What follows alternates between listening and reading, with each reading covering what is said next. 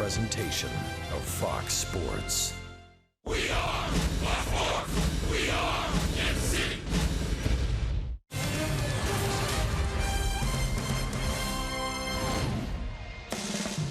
Royals baseball at Kauffman Stadium in Kansas City. It is Memorial Day, and it always seems strange to say Happy Memorial Day, considering the meaning of this national holiday. Yet it is a day of remembrance to honor and celebrate the men and women who died in military service.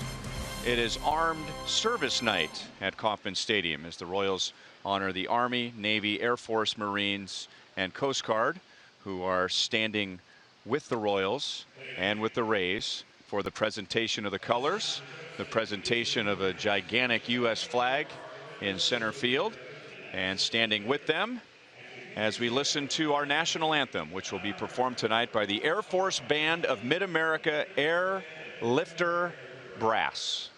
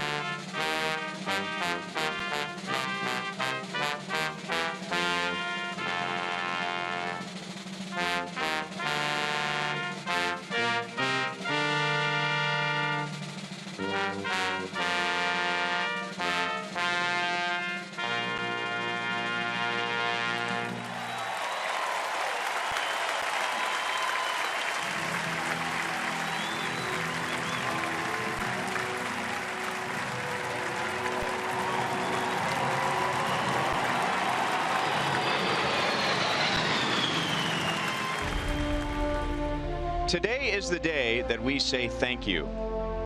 Thank you to all those who have sacrificed their lives so that we can live a life of freedom and of peace.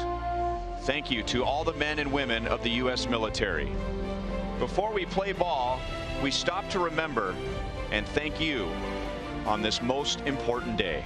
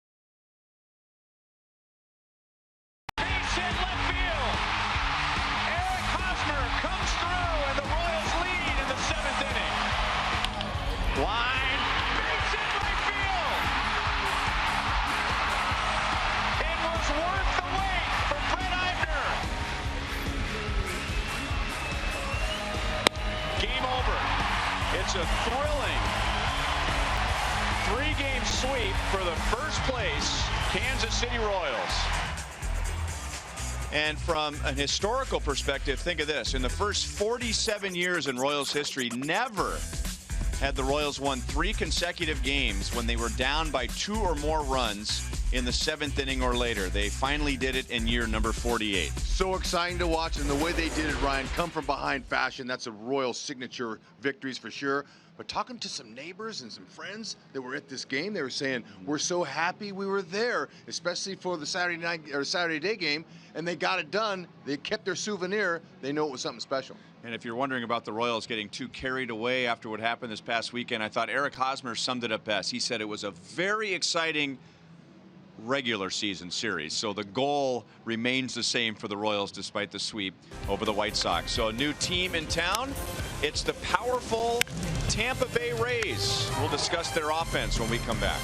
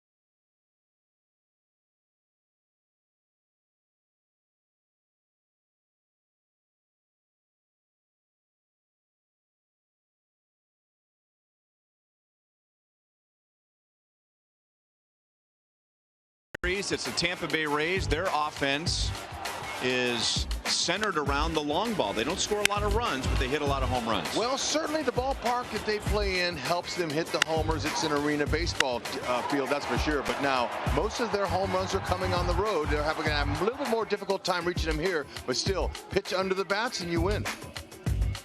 Ian Kennedy will make the start for the Royals. It'll be Matt Andriese on the hill for the Rays.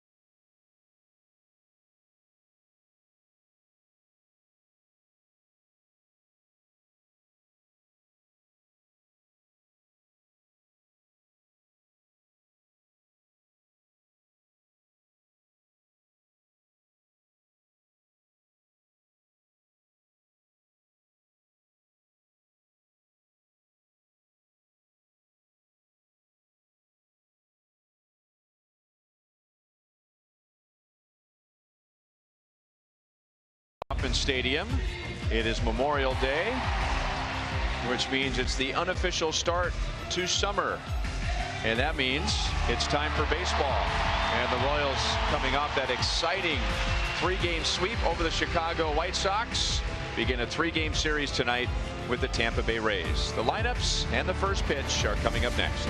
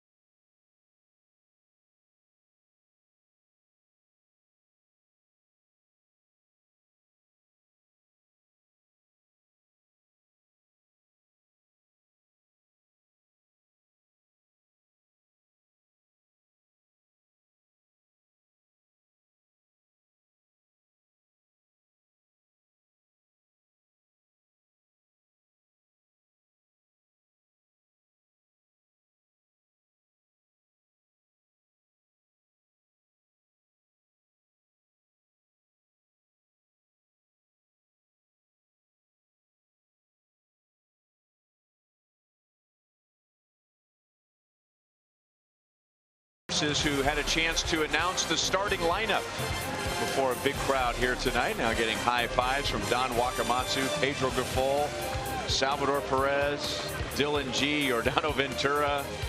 So a great night, Armed Forces night here at Kauffman Stadium. Royals baseball is presented by Academy Sports and Outdoors. And it's a great day to be outdoors. We had some thunderstorms earlier this afternoon. Most of them missed Kauffman Stadium, but it sucked a lot of the heat and humidity out of Kansas City and has provided us a very pleasant night. 75 degrees, lower humidity than it was over the weekend. Wind out of the south at 12, and yeah, the forecast sums it up. It is a perfect night. It's also the first time in a week that Ian Kennedy has started, and the last time he pitched was an odd night. He went 3 1/3 innings a week ago today, and there was a 41-minute rain delay in the middle of it. Yeah, and that'll never help. But he was able to come back, rebound, and have a nice outing. Strikeouts, he's getting them all on his fastball. Most of them. 41 of his 53 strikeouts have been with that pitch. Changeup, curve, and slider. He'll mix them all and use them all. But he loves that fastball, and it can be sneaky at times. Although his average speed is not overpowering, but it's right at 90-91. And now the Tampa Bay Rays. Interesting looking at their numbers. They are tied, as we told you, with Seattle for the most home runs in the American League.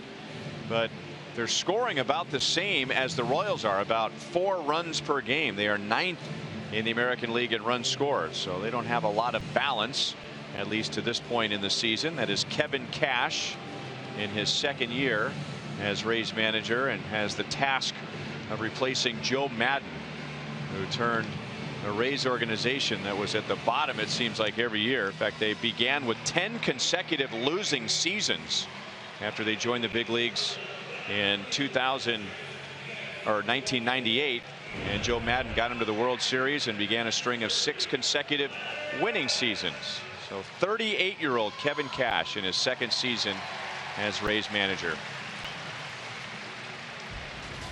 Royals defense is presented by Ford. And tonight we have Dyson, Kane, Orlando in the outfield.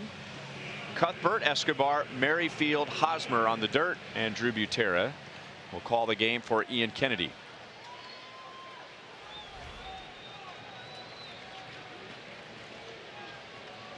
Whit Merrifield, who can play all over the field, is getting most of his starts this year at second base. Brandon Geyer jumps on the first pitch, and Gerard Dyson, right on the edge of the shadows and the remaining sunlight, makes the play, and there's one down. Geyer not messing around. He's not a walker, that's for sure. He's only got 6 walks. He's a swinger.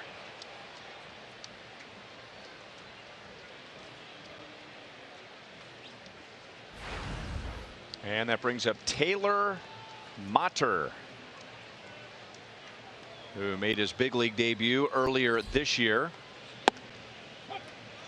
out of the Rays system. He is playing at shortstop. He's the Royals version of Whit Merrifield. Plays all around. 1 ball and 1 strike.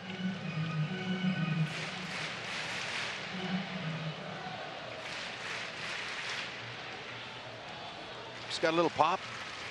A couple homers. Ooh. That looked good. That slider looked like a little cutter. Didn't have a whole lot of break to it, but that's a good pitch right on that outside corner. He lives there. I'll tell you what, he does a great job of staying out of the middle. Down and away, 2 balls, 2 strikes.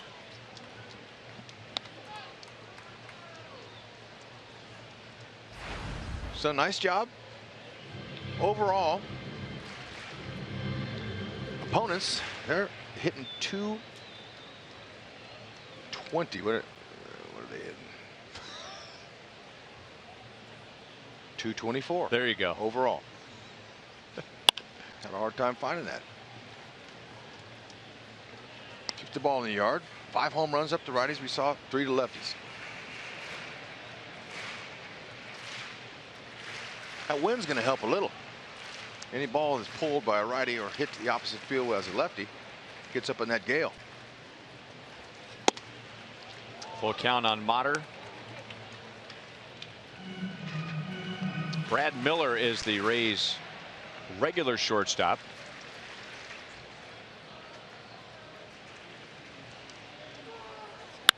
Matter sharply hit and a base hit into left field with 1 out.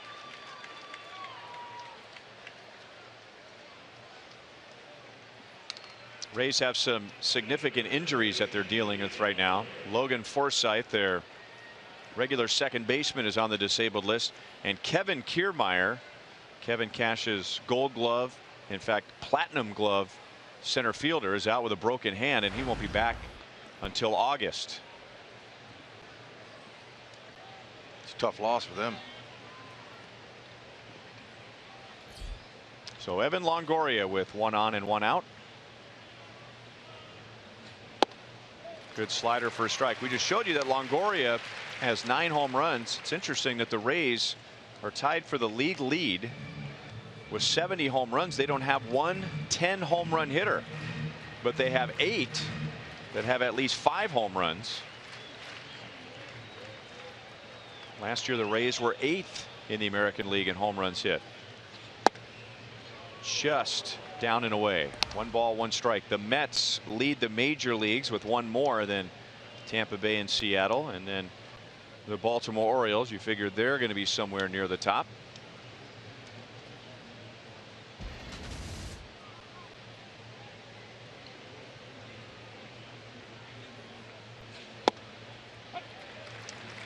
Very close to where the last pitch was. This time Dale Scott, the crew chief, calls it a strike, and it's 1-2 on Evan Longoria. Kennedy, although he uses that fastball a lot, and that was a pitch that Longoria wishes he had back, will mix them up. And it's nice to see him mixing them early, especially on first pitches. They're going to sit on it. See the nice little quick feet. It's a good spin move. Drew Butera has been hot. Stone out 2 out of 3 this year. Excellent throw in yesterday's game.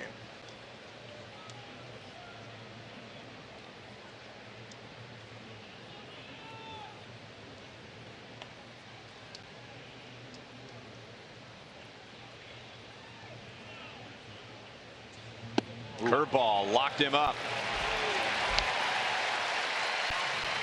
So I was telling you that the majority of strikeouts for Kennedy this year have been on his fastball, and with that, that's probably what Longoria was looking for. Yeah, and you know, Kennedy will use that high strike too with the four-seamer, so it fooled him for sure. And Longoria, you got to go. First time up.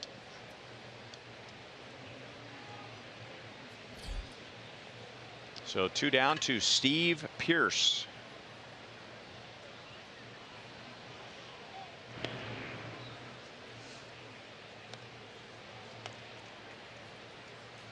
Powerful second baseman. Look at those numbers. Veteran player, knows how to hit, loves to pull it. He'll go the other way, but not for power. Down and in for ball 1. Especially here at the K. Look, crosswind, talked about it, but for a right-handed pull hitter, you'd like to see the flags blowing out.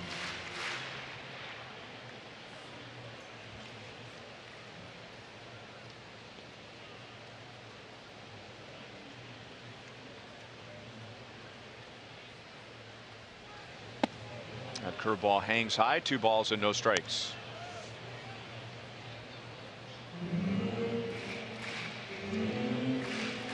Taylor Motter does not have a stolen base since coming up to the big leagues, and the Rays are 9th in the league in stolen bases.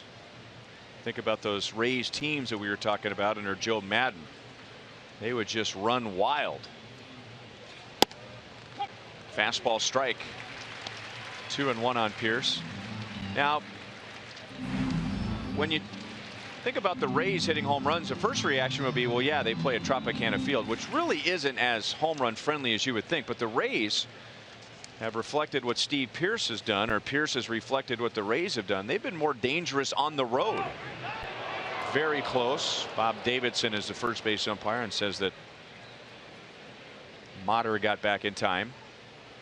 But the Rays have been more dangerous with the long ball away from St. Petersburg. Hosmer loves that throw down right close to that bag. You can just slap that tag on him. Motter, he's run. He's got some steals in the minors. He stole 26 last year at Durham.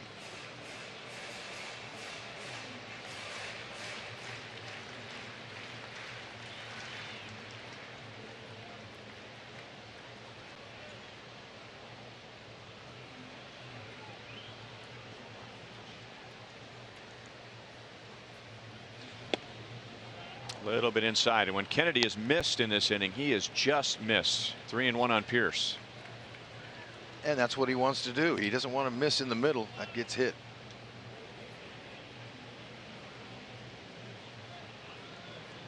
Love the hats all major leaguers are wearing tonight. Motter runs, and it's grounded foul. Camouflage version of the Royals and Rays caps.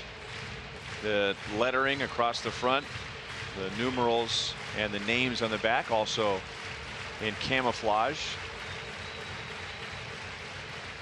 Ian Kennedy played with the Padres the past 2 years, and he's accustomed to wearing uniforms like that. San Diego, with so many military bases close to Petco Park, will wear uniforms like this weekly. Pearce pulls it just foul off the left field line.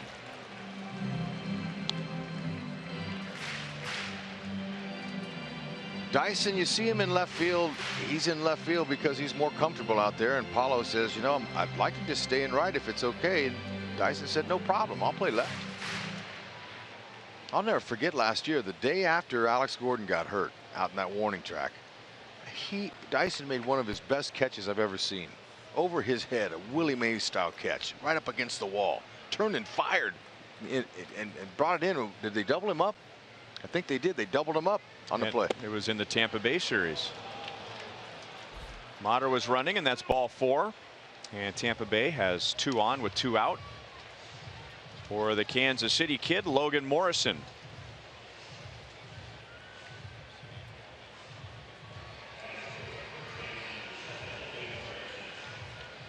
Logan born in Kansas City, Missouri. Also spent part of his childhood in Louisiana.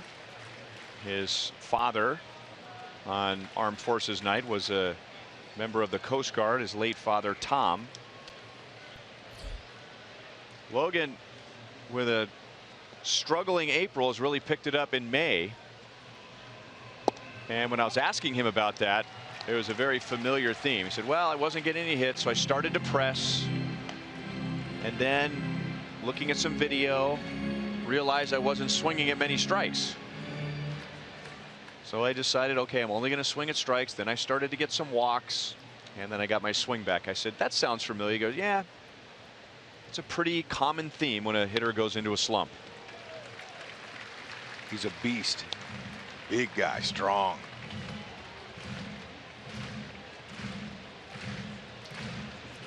Plays a nice first base too. I saw this young man make a play. I think it was a year or two ago. Maybe it was a year ago. In foul territory by the tarp that only Eric Hosmer makes.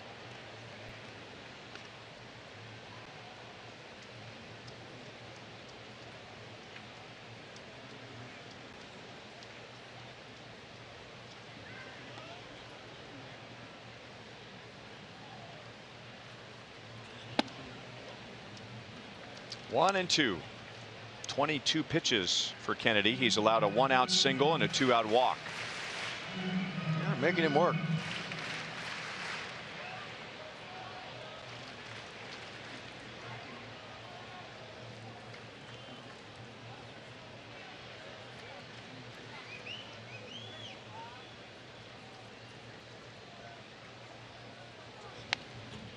Still 1 and 2. Yeah, you know, as big as he is, you'd think, wow, you know what, can't move very well, but watch this. Look at this guy. Huh? It's a little bit of highlight for a hometown guy on the other team. One of those is that play that he made. So we know he can go back on balls, and he has pretty good picking skills at first as well. Just keep it down and keep it away from him. 2 and 2.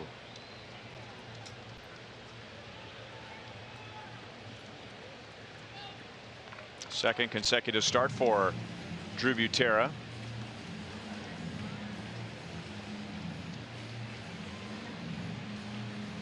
Good to see Salvador Perez on his feet, standing at the railing of the Royals dugout. Some dialogue with Dave Island. It's probably like having another pitching coach on the bench. But this is good. Salvy's always out there catching most every game, so now that he's going to be down for a few days, it's great that we see that dialogue. And Kennedy's having a hard time getting through this. Slower tempo than normal as well. Yep.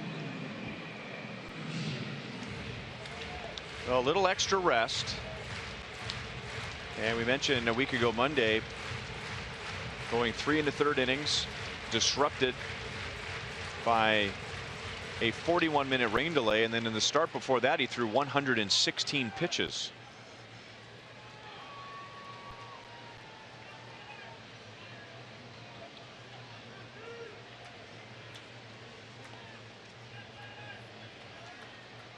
Runners will be going on this 3-2 to Morrison, and the bases are loaded.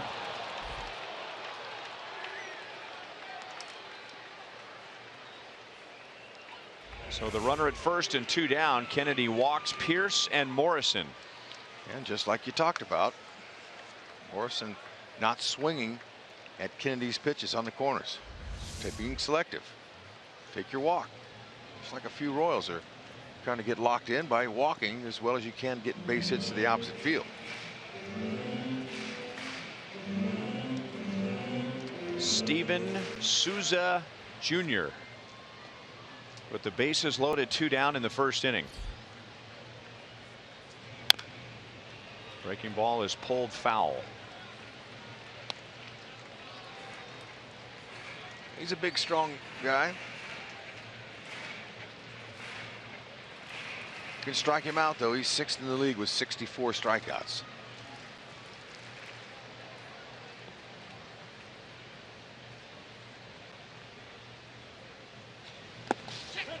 He swung.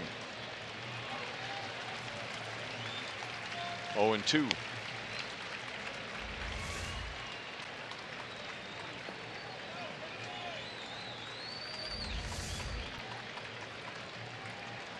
Pitch number 29 upcoming.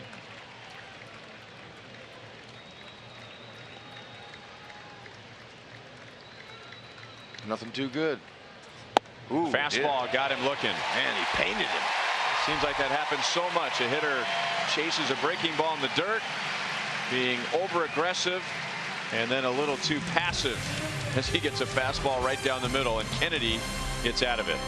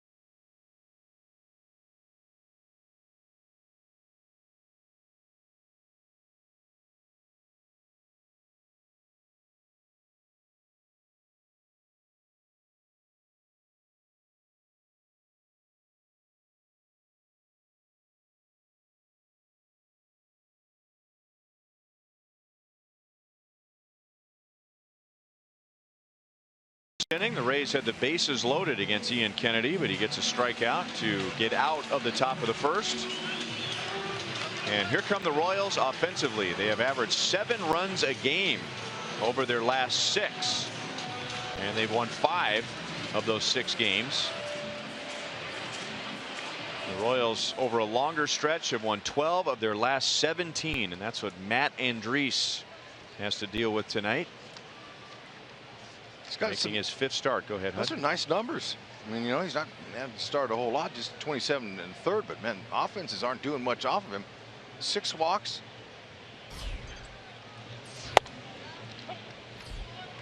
Andriese doesn't shy away from Alcides Escobar. He's aware that Esky likes to swing at that first pitch fastball. Talked to his catcher today before the game, Hank Conger. I said, hey, what are going to be the keys for Andriese to beat the Royals? And he goes, I can't tell you that. I said, well, okay, just give me some. He goes, mix all 4 of his pitches, strike 1, and no free passes. How's that? I went, perfect. Pretty basic. I think that applies to every pitcher, every night, at every level, in every country. Right, and I didn't want to hurt his feelings by saying, really? Yeah. I just said, thank you very much. Andriese has a good curveball, and that's what Conger puts down with the count 1-2. And you got Escobar to chase it.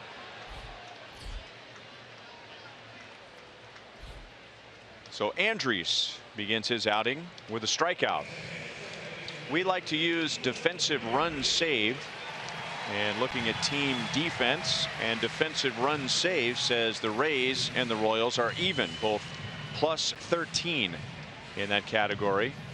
The Royals feel like they can run on Hank Conger. Conger has thrown out just 2 out of 16 this year. He threw out 1 out of 43 last year. He's always struggled with his release.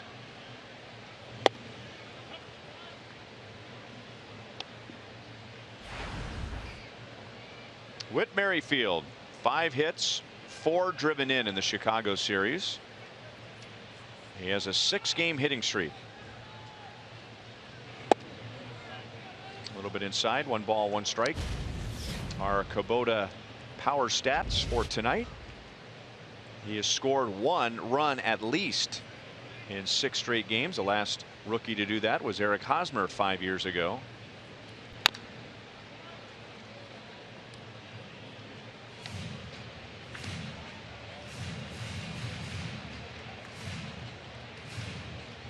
When he has started a game, he's come in later in games, but when he has started a game, and it's 8 so far, he has at least 1 hit.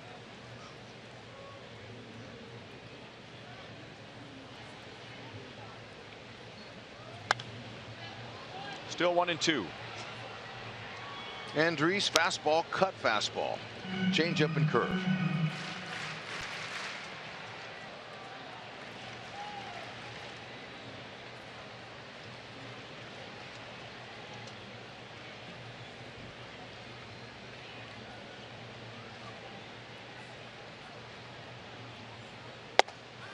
And a called 3rd strike with a fastball. So Escobar struck out swinging at a curve, and maybe that was in the back of Merrifield's mind. 2 up and 2 down. Yesterday's home run to the opposite field was perfectly struck, and a ball that's up and away right where you should have hit it. Now, if you have the power to get it out at 375 here at the K, I don't know, but Lorenzo Cain did. Look at this. First 36 career home runs, left center field or center field. 3 of his last 5, oppage. That's into deep center field. Don't think he got all of it. And Jennings will make the play to end the bottom of the 1st. So a lot less drama for Andriese in his half of the 1st inning. No score.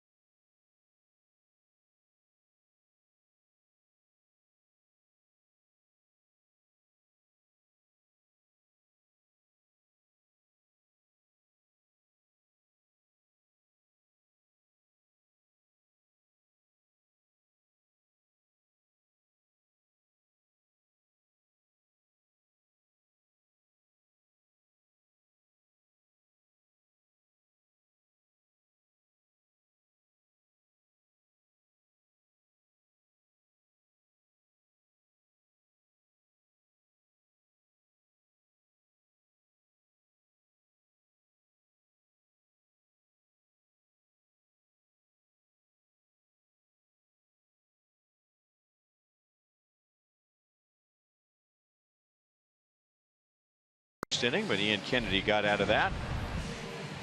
Our Toyota League leaders for tonight. Largest improvement in opponents' slugging percentage.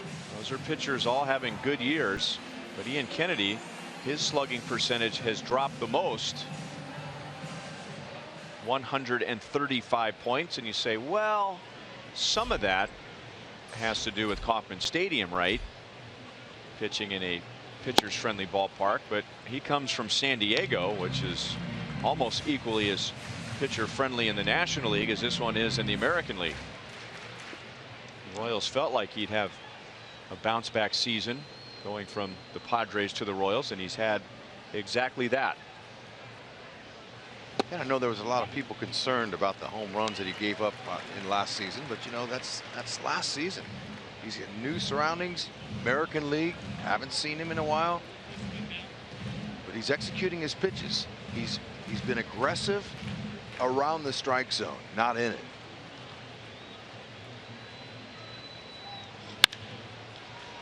Very high. And from one guy from Macomb, Mississippi to another guy from Macomb, Mississippi. Maybe that's why Dyson has a smile on his face. Corey Dickerson and Gerard Dyson are from the same hometown. Dyson's about 3 years older than Dickerson, but he was looking for Corey Dickerson during batting practice today to have a little chat about that town of about 13,000. I wonder if Gerard said, "Hey, do you have a street named after you?" Yeah.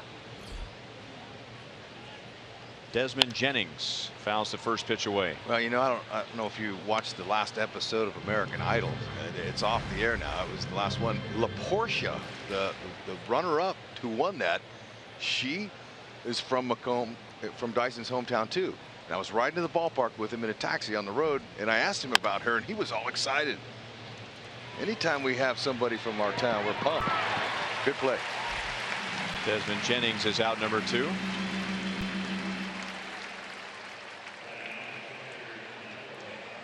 Haas is telling Eske that ball cut on me. Haas talks all the time about the strong arm of those guys on the left side of the infield, mainly Escobar. You know, he says, you know, Eske can throw it through a wall at times, and he can feather it as soft as can be, but he has the right touch to get the out. Very athletic, quick feet.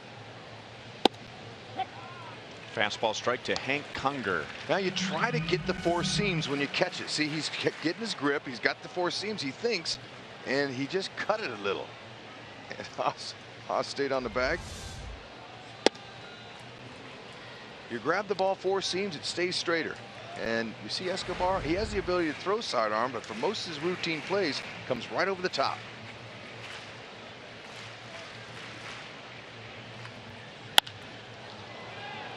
Well hit into the right field corner, and Paulo Orlando makes the play.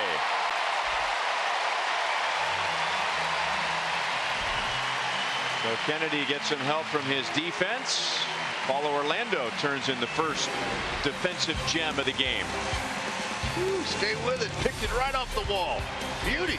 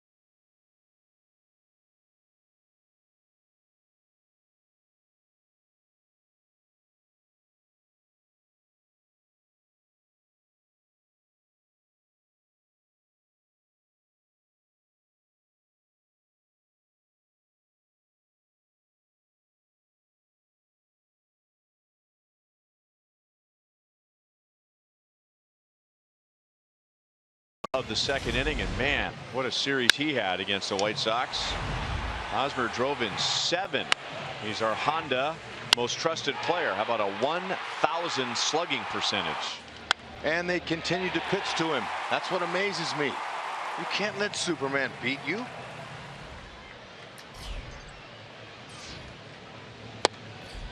Slider for a strike from Andries. And he did a little bit of everything. He hit a home run. He hit doubles to the gap. A couple of tough pitches down and away. He served into left field for big late inning hits. Quickly 0-2. Yeah, I like the ones that he went to the opposite field on. Those take more technique, a little bit more patience, a little more skill. And he's got it. He's got the finesse swing and he's got the power swing. He's got it all. Chops it out to Longoria. One away.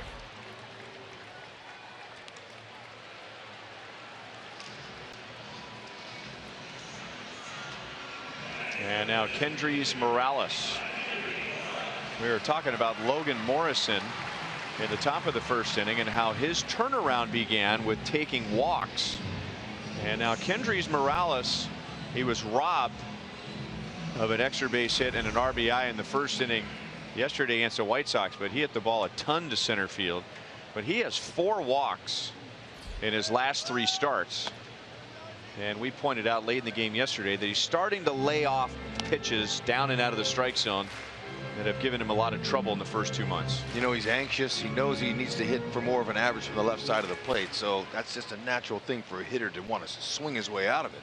But really, when you pull back and do less, you find yourself. And those walks count, kind of like Logan Morrison. You were talking about him. He's swinging at too many bad balls.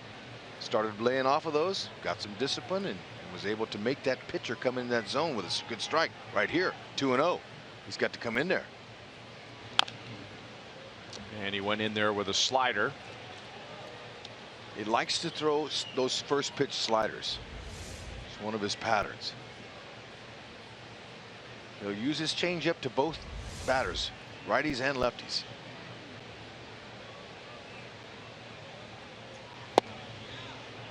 A little bit outside. 3-1. It's got a nice smooth delivery. Comes out of his hand nicely.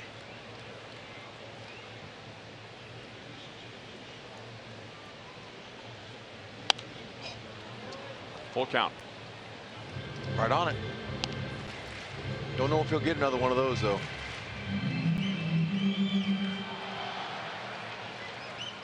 Andrews got the Royals 3 up, 3 down in the first inning with a couple of strikeouts.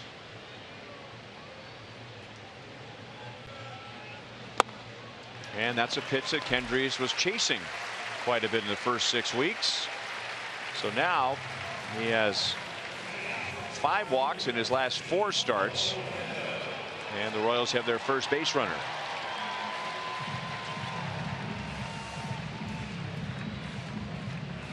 So Paulo Orlando with 1 on, 1 out, 12-game hitting streak.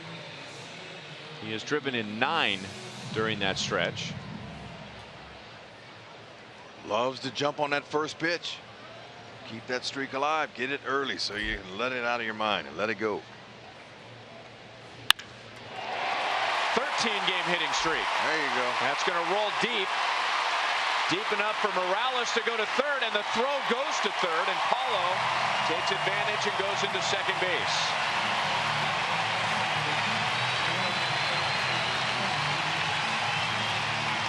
And the Royals are saying thank you very much to left fielder Brandon Geyer for not throwing that ball into second base and keeping the double play in order. I don't know if they'd have got Paulo or not, but that airmail throw he made allowed Paulo to stay out of that, and the Royals to stay out of a double play situation. Great stroke right away. He likes to attack.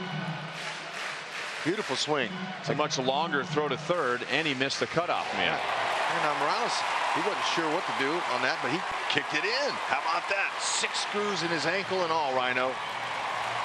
Well, said it once, we've said it 100 times. Of all the big leaguers with 6 screws in their ankle, he's the fastest. Uh-oh.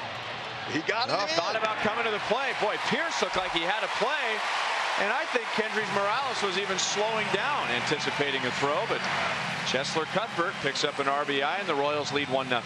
That's what speed do. There you go.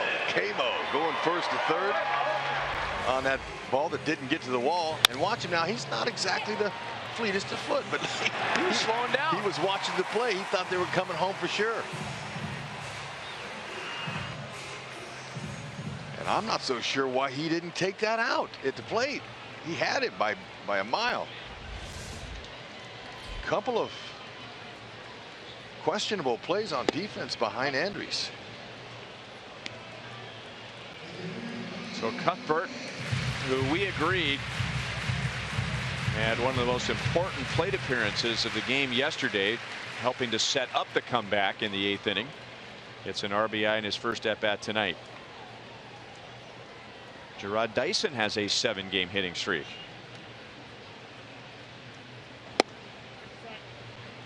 Inside, 1 ball, 1 strike. Didn't play a lot in the Chicago series. Was just 1 for 2 with a couple of walks. Trying to pick up Paulo Orlando at second base. Paulo just extended his hitting streak to 13 games. A strike. Dyson thought it was low. And it looks like home plate umpire Dale Scott, with his delay motion to his call, it looks like he's really delaying, but he lets him know right there before he makes his sign. You can hear him. So it doesn't leave a question in the catcher's mind or the hitter. 31 years as a big league umpire, Dale Scott. And Dyson chases a breaking ball down and out of the strike zone. So it all started with a 1-out walk to Kendrys Morales. Paulo Orlando's double gets him to third, and Cheslor Cuthbert's ground ball gets him home. 1-0 KC.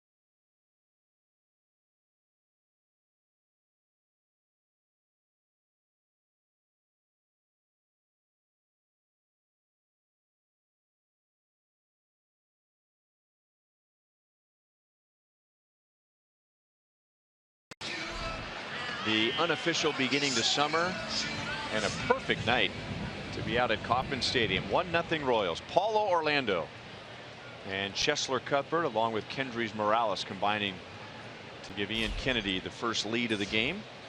Brandon Geyer swung at Kennedy's first pitch tonight and flied out to left field. Geyer, Motter, and Longoria in the third.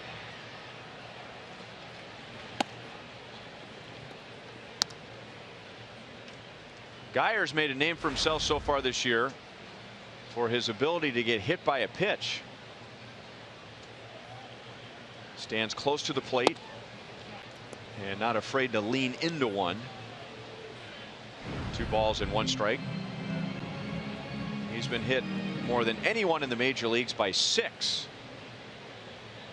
He also has more hit by pitches than 12 other teams combined.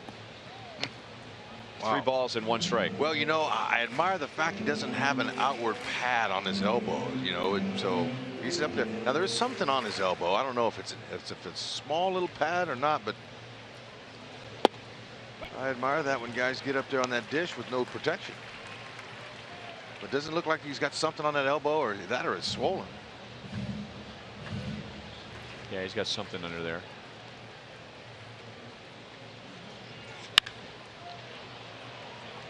Out into right center field. Paulo Orlando calls off Lorenzo Cain. One down in the third. Remember, you can hang out with your friends at Kauffman Stadium on Wednesdays for just $10 if you bring your school ID. Plus, enjoy a happy hour special at the Boulevard Grill concession stand as you listen to live local music on the Outfield Experience stage before the game. Student nights every Wednesday at Kauffman Stadium. Go to Royals.com/student night for a full list of bands and for tickets. Taylor Motter, single to left, his first time up against Ian Kennedy.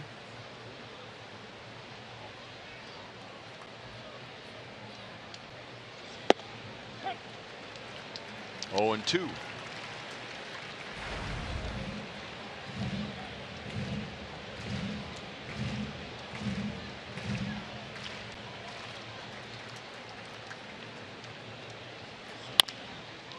Over the mound, Escobar, short hop, throws on the run, plenty of time. 2 outs. So quick, got to attack that ball if you're a shortstop. Come and get it, and look at that nice, quick, strong throw. Right over the top. Keeps his head down, makes sure he has it in his glove, but man, it's not in his glove long. That transfer from glove to hand is in Salvi's league almost.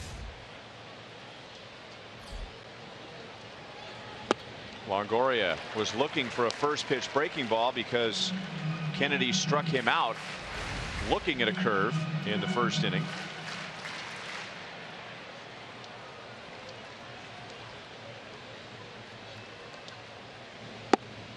Longoria lays off of that one. 1 ball and 1 strike.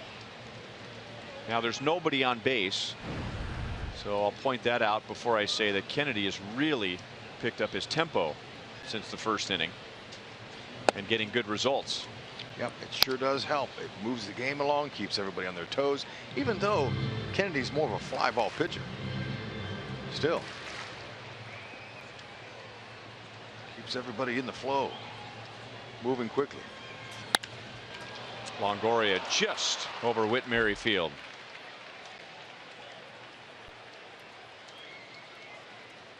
Runner at first with 2 down.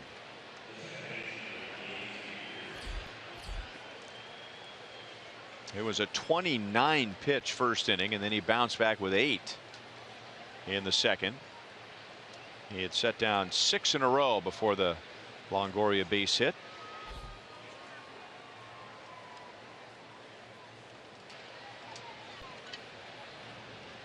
And now he gets Steve Pearce, whom he walked in the first inning. Kennedy walked back-to-back hitters with 2 down in the first inning, Pearce and Morrison.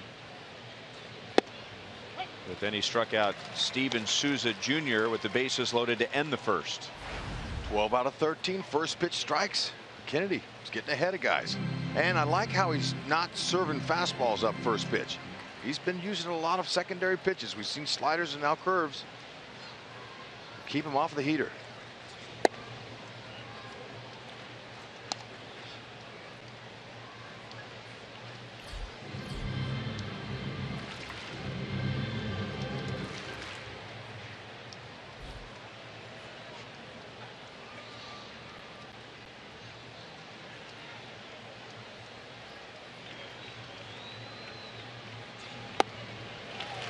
Changeup. 1 and 2. Pearce with a long backswing. Almost caught Butera. He ducked out of the way of that. Good spot, though. You see how he holds that in the fingers, back 3 like that? Same arm speed as a fastball, but because of the way he holds it, takes about 10-mile-an-hour off.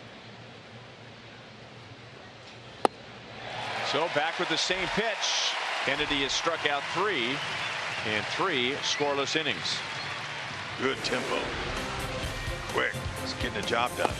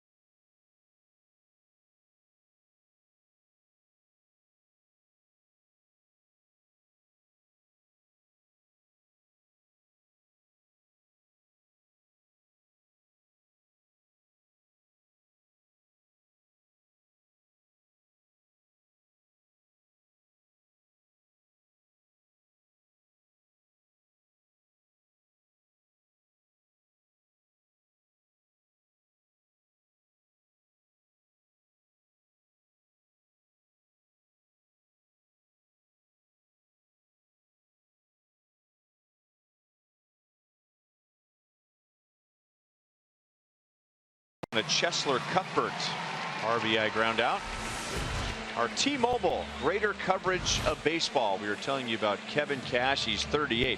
There are 17 active major leaguers older than the Rays manager, beginning with Bartolo Colon, who just turned 43. He's the oldest active major league player. Wow, how about that? And have a lot of great recommendations to get a spot like that. And I'll tell you what, talking with Terry Francona, where Cash came from in the Cleveland organization, they missed him. But they didn't want to stand in his way for a managerial opportunity. Drew Butera is on to begin the bottom of the third inning. A little abbreviated hair flip for the dugout. Ah, yeah, just a routine single. Salvi enjoys it, I'll tell you. It's good to have Salvi there and happy and helping his guys out. He stayed with the breaking ball just enough. Saw a little friction on that bat. Hit it off the end, but it worked. Yeah, take it.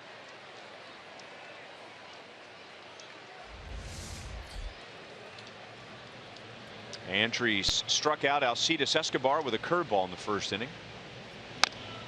And Esky fouls it away. You're talking about Kevin Cash and Terry Francona. I remember hearing about how the Indians really helped Kevin Cash prepare for the interview with the Rays. They had him go to the Indians front office. He wore a suit and they grilled him with questions, the Indians front office did, that they felt that the Rays would be asking him. So he had a mock interview before interviewing with the Rays, and he ended up getting the job. Well, not only the Rays think highly of him, but so does Cleveland to do that. That's a great story. I never heard that. That's outstanding. Escobar able to pull the bat back in time. 1 ball, 1 strike. The 3 finalists, by the way, for that job were Kevin Cash, Don Wakamatsu, the Royals bench coach, and Raul Ibanez, who just finished his final major league season with the Royals in 2014. But Kevin Cash, who grew up right in St. Petersburg, and his father was an original Devil Rays season ticket holder. That might have had something to do. Hire somebody who had some personal ties to the Rays organization. And of course, you have to be a catcher, don't you? Right. It helps. Butera was running, so the Rays will get an out, but it won't be the lead runner. Butera moves into scoring position for Whit Merrifield. Good job by Rusty Kuntz sending Drew Butera. Esky wanted to do a little bit better, but at least he's in scoring position. Royals been really picking that up. 271 now they're hitting with runners in scoring position. There's Rusty. Rusty has the reins when it comes to stealing. Ned Yost, outstanding field general for the Royals, says, you know what, he gives the steal keys to Rusty.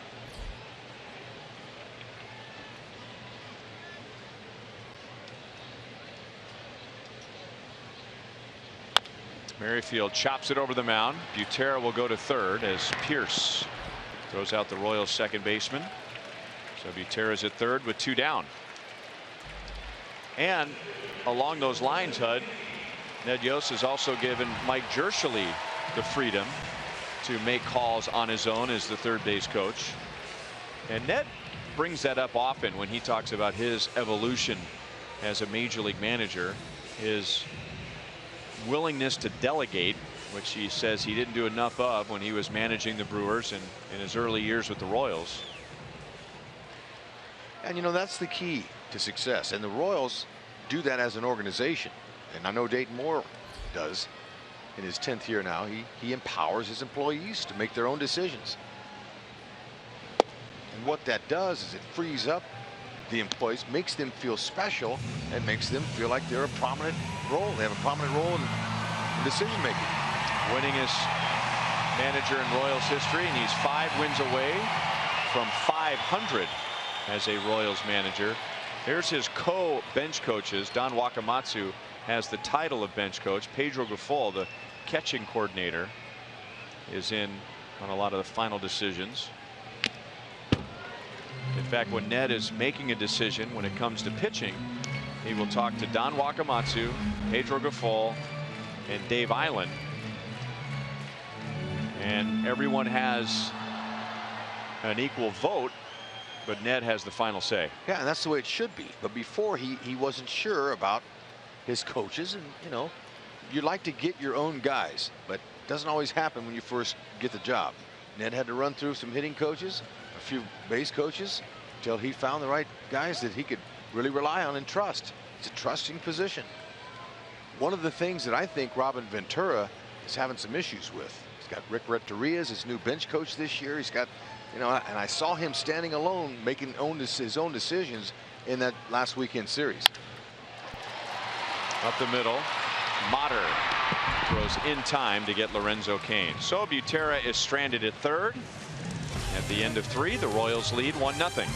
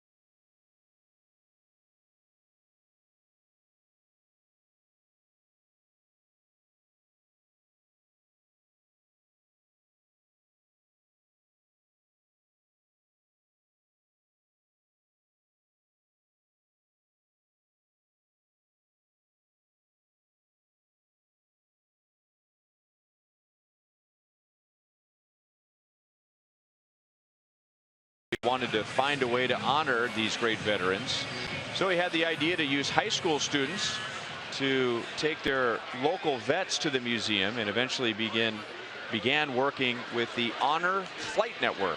In November of 2007, he and students from Linden High School took the very first Honor Flight student edition in the country, and has since taken nearly 20 trips and hundreds of veterans to the World War II museum.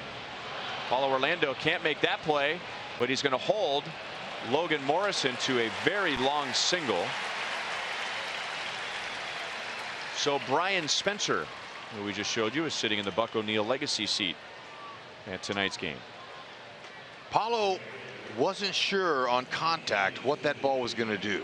It had topspin on it, and Logan Morrison, he got all of it. So he froze a little bit to try to pick it up, and it was hit so hard he wasn't able to get back and make the play. That's a tough read right there for any outfielder. You got to pick up the spin on the ball. It's tough that far away. And now Morrison runs. Butera's throw skips into center field, and Logan Morrison is going to be at third base with nobody out. Stolen base for Morrison. He goes to third on an error from Drew Butera. He's 4 for 4 in bags. Morrison talked about his ability, his athleticism over there at first base. Now he says, man, I got about 60 to 100 people here watching me from the local area, and I'm going to put on a show for them. And he didn't. He just missed a homer with that swing. So now he's running the bases anyway. Good job. Element of surprise. And that essentially makes up for Paulo Orlando's play in right field to hold him to a single.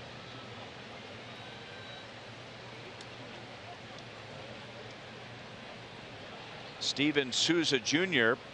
batted with the bases loaded, 2 down in the first inning, and struck out looking at a fastball. And now a chance to redeem himself with a runner at third and nobody out in the fourth.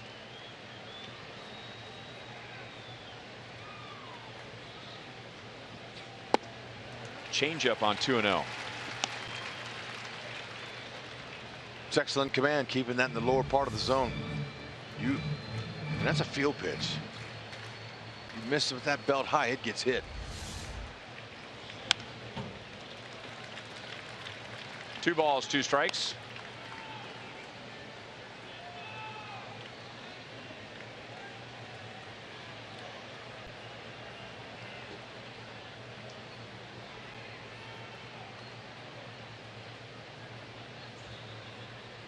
Kennedy wants to go with his changeup.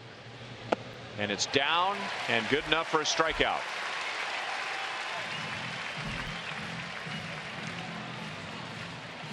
One down with a runner at third base. Let's go to Joel.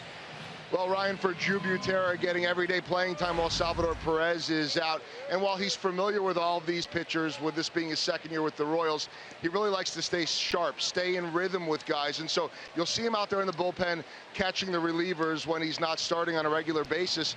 But also when those starting pitchers throw their bullpen session in between starts, Drew tries to catch every single one of those so that he knows not so much what the guys throw, he knows that, but what's working for them lately, what kind of rhythm they're in. So he's been doing that and feels very prepared with each and every one of these starters.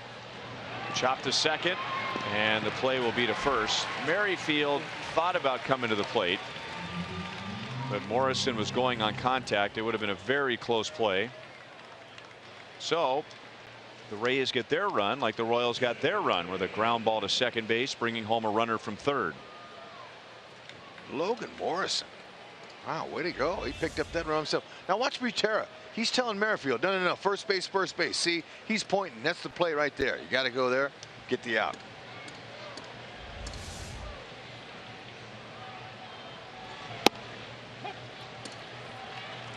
Desmond Jennings takes a strike. There's Salvi. He was talking to Tony Cruz. Tony Cruz was with the Royals all through spring training. Cuthbert, backhand play from the bag, shows off his arm, and it's not even close. So the error turns into a run, and the Rays tie the game at 1 in the top of the fourth.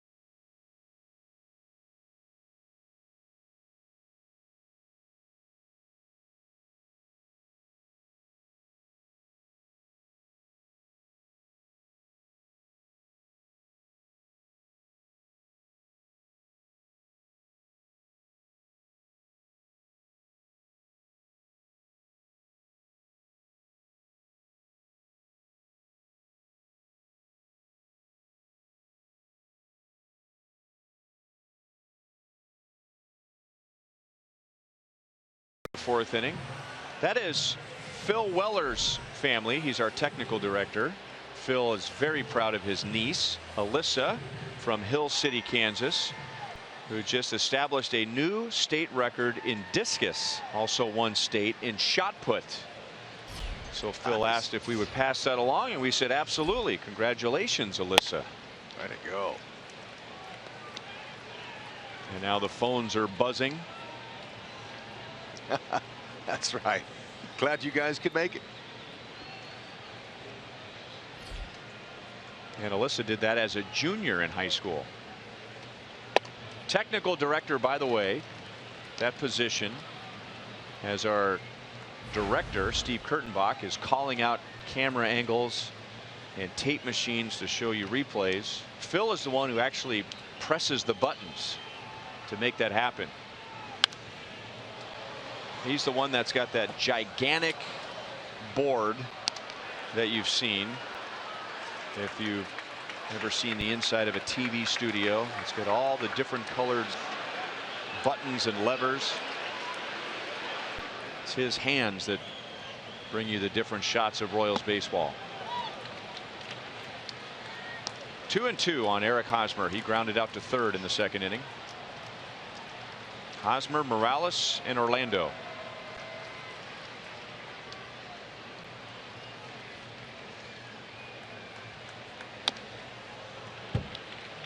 Staying alive. 2 balls, 2 strikes.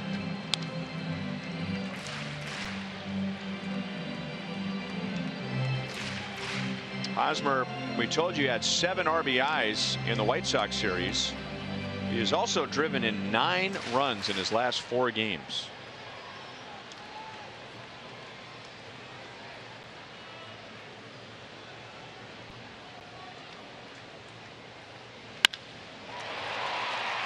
Big hop for Pierce.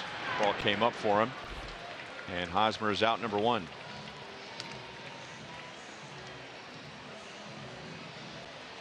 Royals fans, the Royals are hosting an Oklahoma City Thunder night here on Saturday, July 23rd, with the Rangers in town. If you're a fan of the Royals and Thunder, visit royals.com/theme tickets to purchase a game ticket and receive this Royals themed Thunder cap.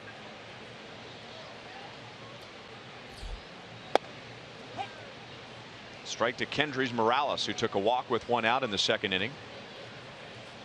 Morales walked with 1 out and nobody on, and the Royals had a knack in the White Sox series of beginning a rally with 1 out and nobody on. You know that 7-run rally in the 9th inning on Saturday that started with 1 out and nobody on base? Yep, never forget it. Royals scored 4 runs. That was their biggest inning on Friday in the 7th inning. That was with 1 out and nobody on. And then yesterday against the White Sox, when the Royals got 3 in the 8th inning, started with 1 out and nobody on. How about those festive glasses, Rhino? Those look good, sharp.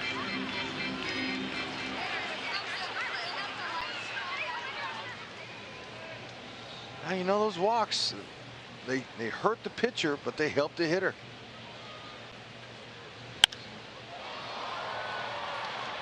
Only run today the Royals got was a walk. What are you going to do? Well, another good sign for Morales that he's maybe not getting as many hits as he wants right now, but the climb back to being a productive hitter again is taking walks, laying off pitches like that one. And there's a reason why he's seeing so many of those pitches, because I'm sure the book right now is to get ahead of him, just throw him, at least as a left-hand batter, throw him sliders down and in. That's what they tell him every day in the meeting. They share what the advanced scout that was watching the previous series tells them.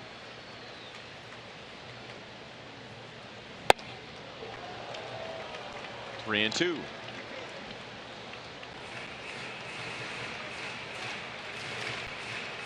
Royals playing Cleveland next. Cleveland's scouts here, watching the Royals, picking up little tendencies. Pitch was outside and he pulls it to the right side, And Motter, the shortstop, over on the right side of the infield, takes care of Morales. 2 down. Paulo Orlando doubled his first time up, but the biggest hit of his life was against the Rays in Game 1 of a doubleheader last year against Brad Boxberger. That is a walk-off grand slam. The Royals swept the doubleheader. They swept the 4-game series from Tampa Bay, our Academy Sports and Outdoors leaderboard. The Royals have won 20 of the last 26 against Tampa Bay. They've won 8 of the last 9 series against the Rays.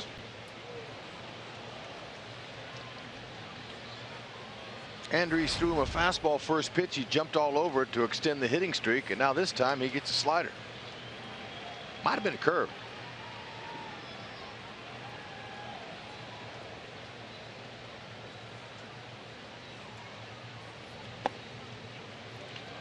Paulo's double in the second inning extended his hitting streak to 13 games.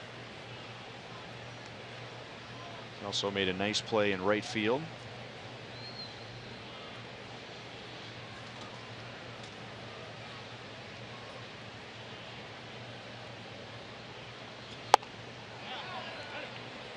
A swing. Bob Davidson is the first base umpire. So, as you said, Hud, first pitch fastball in the second inning, and this at bat, slider, slider, slider. Yep, see if he can get him to do that again. That's what he's going to do. So Paulo makes an adjustment.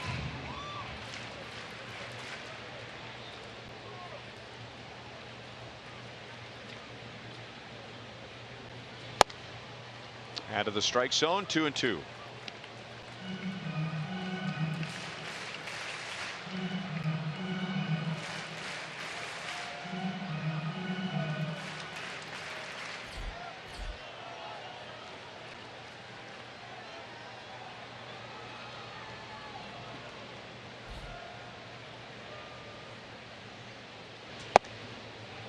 Full count.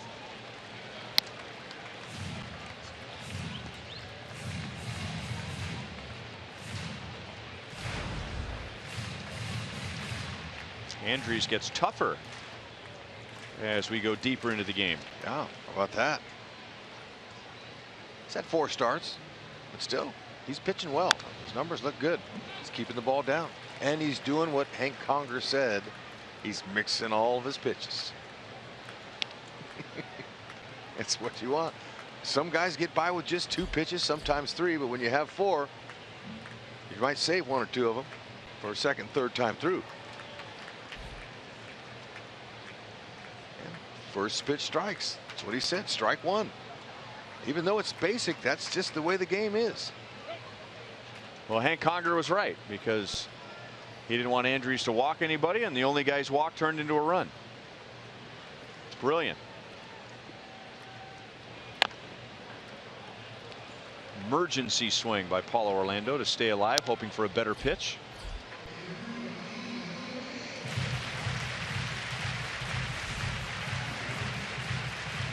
Ah, how about that? That saved him maybe a hit. See what comes up. And now if he knew that was coming, he would have pulled that, and that ball was a pitch to pull on the inner half.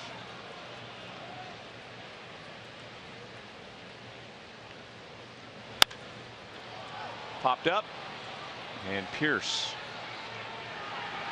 will bring it down. 3 up, 3 down for the Royals, and at the end of 4, we have a 1-1 tie.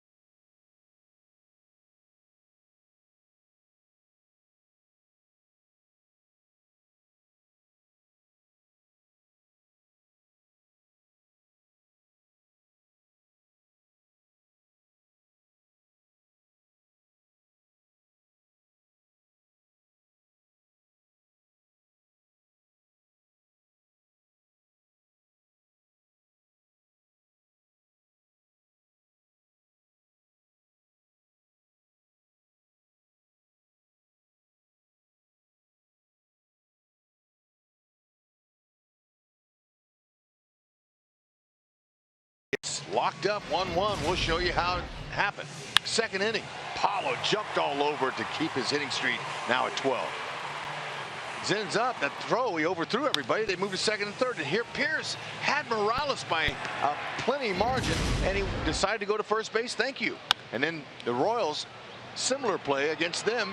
Is how the Rays scored theirs. So we're 1-1. Hank Conger leads off, Rays number 9 hitter, and takes outside. Conger hit one to the wall in the second inning in right field, and Paulo Orlando made a leaping play to take a hit away from Conger. A low strike, and it's 1-1. He's got plenty of power. He didn't get this now, but Paulo did. How about that? Good timing. Nice adjustment there last minute.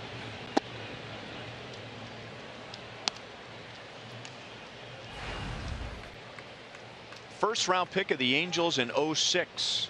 Hank Conger. You got a chance to see him when he first was called up to the big leagues.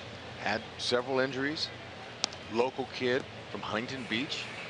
Big star. Great kid, great family, wonderful people. But he had injuries, but he also had issues with his throwing. Mike Scioscia, his manager, former catcher, said that he would work with him even one-on-one just to try to work on that release. And he would, it's one of those guys that would take it out and he would kind of wiggle it before he threw it, and just never has really been the kind of catch and throw guy they thought he might be. But he swings a pretty good bat, and he's a really good receiver.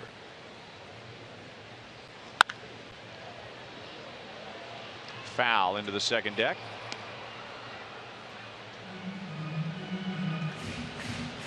I remember reading about guys like Hank Conger, Mike Napoli before him, and how intimidating it was to be a catcher on a Mike Scioscia team. Born in Washington, but as Hud said, grew up in Huntington Beach. Hank Conger, and he's on with a leadoff walk. That's Kennedy's second walk, and the second straight inning that the Rays have had their leadoff man on. Time for our sprint trivia question for tonight. Name the 4 former Royals who recorded 10 or more career saves in a Rays uniform. 4 former Royals who recorded 10 or more career saves in a Rays uniform. We saw one of them on the last road trip. Roberto Hernandez. J.P. Howell would be 2. Wade Davis, maybe? I don't. Wade had that great year in, what was it, 2012 in the Rays bullpen. I don't think he saved 10. Former Royals. Thank you.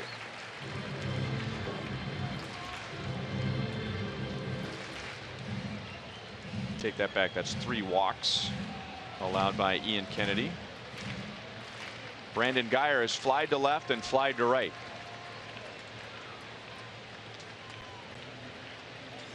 Joel Peralta. There you go. Good at working.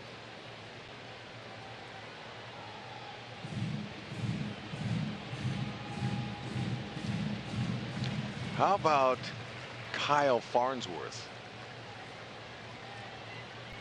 Wow. Do you think that worked?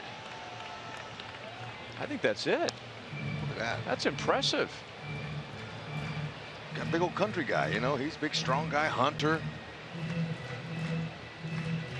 Threw that ball hard at one time. I mean, 100. And then he ended up finishing up his career throwing 95. So he was a big, strong guy. We'll see if it's right. 2-2 on Guyer. That's a heck of a guess. I think I could have gone all night and never thought of Kyle Farnsworth. It happens very rarely, as you know all of the questions, and I'd like to help you once in a while. I don't know. We don't even know if it's right.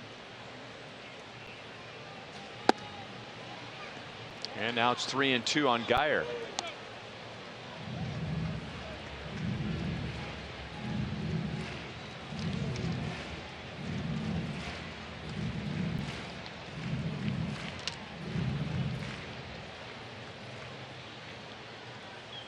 Dave Island was in the Rays organization when the Royals hired him as pitching coach.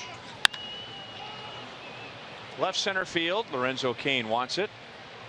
So does Dyson, but Cain makes the play. One down, and Conger is back to first base.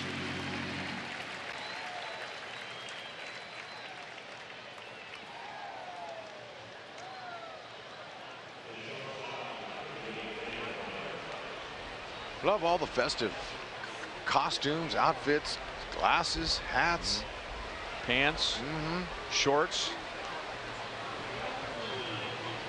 When I say shorts, I mean shorts.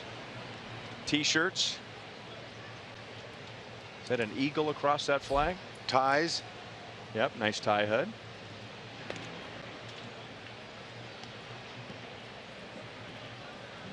Royals caps, Royals jerseys with the stars and stripes. Onesies.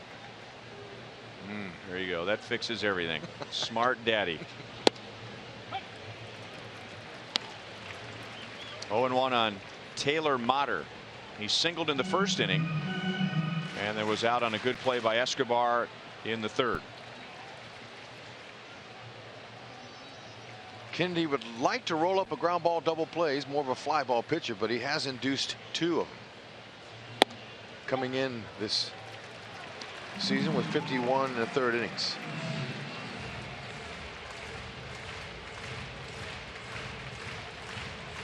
That changeup has been effective for him tonight. He keeps that down low. That'll bring a ground ball.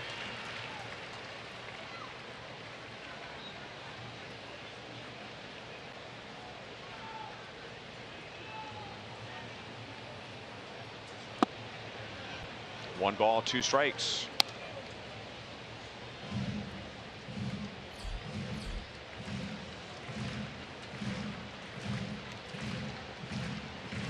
He's really mixed his pitches well tonight. He's mixed his pitches well all season, but I get the feeling that the Rays were expecting a lot more fastballs tonight, and he's been throwing his changeup and his curveball in some fastball counts.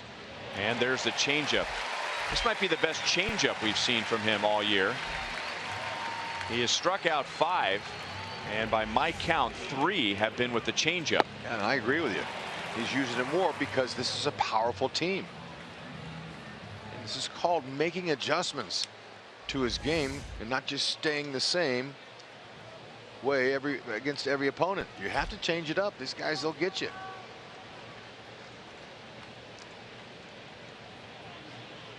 Two down, and now Evan Longoria. And Longoria looks like he spins away in frustration. So there you go. Maybe Longoria was thinking change up or breaking ball, and he got a pretty hittable fastball. I think he might be in their heads a little bit. Longoria singled to right center in the third inning. Kennedy struck him out with a curve in the first. Another fastball, and it's 0-2. You've got to look fastball until you get 2 strikes. And once you get 2 strikes, then you fight and you battle. You claw, you try to get anything you can. Kennedy's being careful with his location of that heater.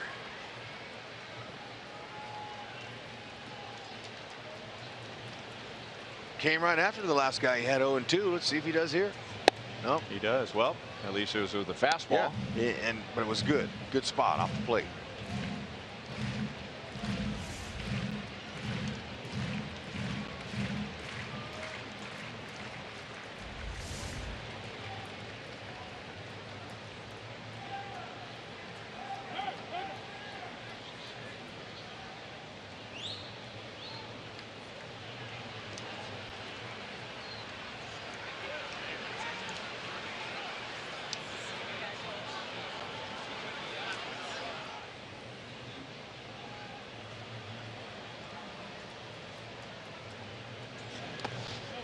Two balls, 2 strikes.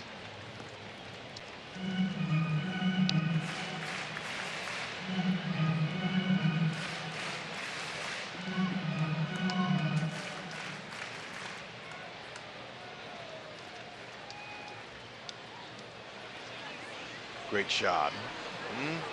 Ball game going on. That's right. That's under Goldberg's set out there. Our Fox set. That's foul. Man, how did he get on top of that pitch? Yeah, he Tommy hacked.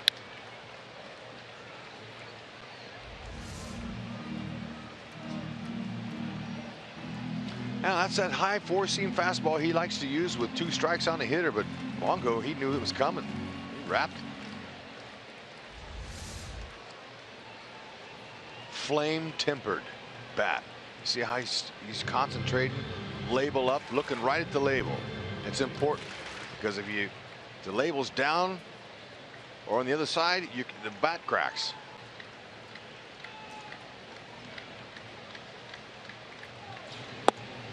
All the young players that use aluminum bats, it's quite an adjustment when you get turned pro and you use wooden bats, and you can see how the grains are lined up for contact and keeps the bat from breaking. Although if you hit it off the end or on the handles, it will break. But I always like the flame tempered bat because you can see the grain. Longoria comes back after falling behind 0-2. 2 walks in the inning for Kennedy, and he's walked 4 in 4 2/3 innings.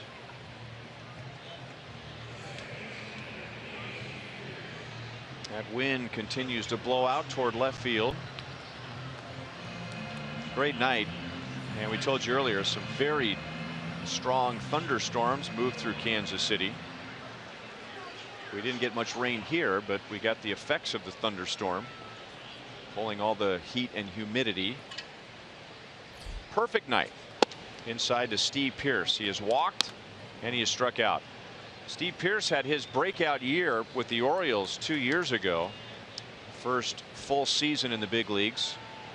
He had 21 home runs, and he was a bat that the Royals were very careful with in the American League Championship Series. And one of the keys to sweeping that series was holding him to 1 for 17. Yeah, they I had remember him making some outs, and he was visibly frustrated. Bats and helmets flying. Yep, he was, and it hurt his defense as well. Playing first base. 2 balls, 1 strike. He missed that one. Some guys, you know, they wear their emotions on their sleeves, and others have a poker face. 91 pitches for Kennedy. And that's a good thing what Kennedy does, and every pitcher should, but they don't. And that's keep a poker face and don't show any emotion to the hitter and the guys that are watching you in the dugout, more importantly.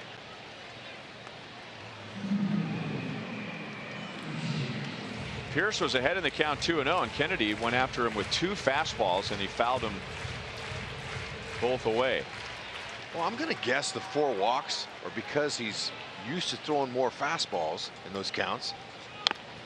And there's another changeup. I'm guessing. Struck him out with that changeup in the 3rd inning. It's looking good. He's really has a good spot down low. He's not missing him. That's the key to the success of that pitch. 30 pitches in this inning. And remember, once you're talking about 20 or more pitches, that's a long inning.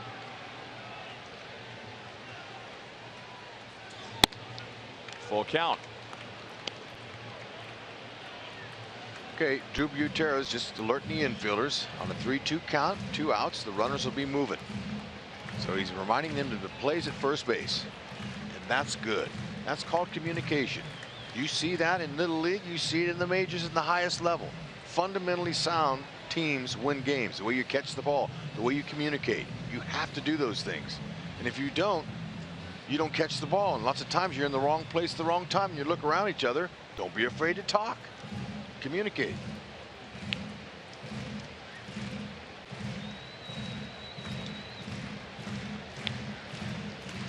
Baseball field, you can yell. It's wide open. It's out. You're outside. You're not inside. Runners go, and Pearce takes ball 4. 3 walks in the inning, and now 5 in the game. And look who's coming up.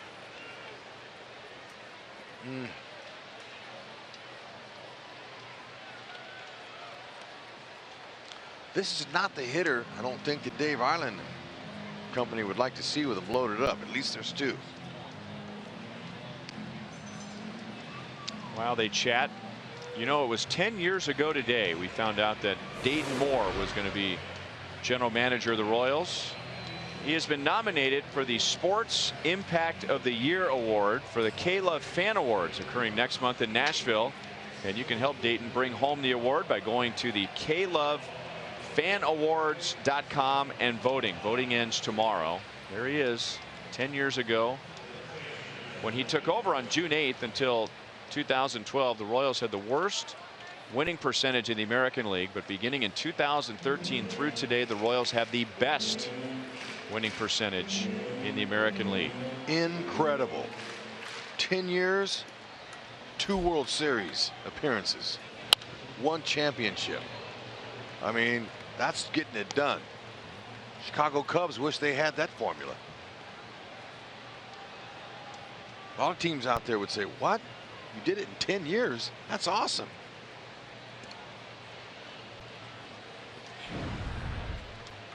Logan Morrison added to those impressive numbers in the 4th inning with a single. He scored the Rays run. He has also walked. Just down and away. We showed you some of Morrison's fine defensive plays last year against the Royals, and he has 48 friends and family here tonight, and he said probably wearing Royal stuff. And he was on the field, Logan was, last year when the Royals clinched the Central Division. That was against Seattle. Oh, popped up. Keep your eye on it. Escobar and Cuthbert. Escobar on the mound makes the play. Yeah, that'll work. Woo! Made him work more than he wanted.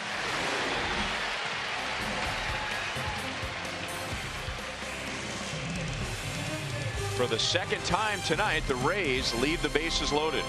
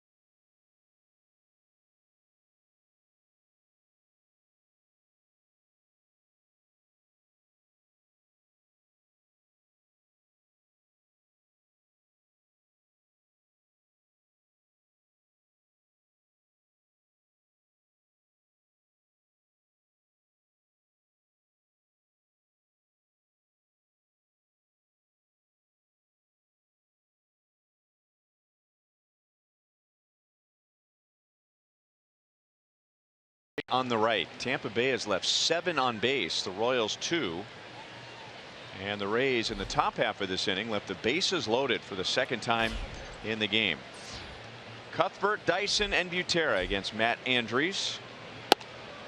Outside to Chesler. He drove in the Royals run with a ground out to second base in the 2nd inning, getting Kendrys Morales to the plate.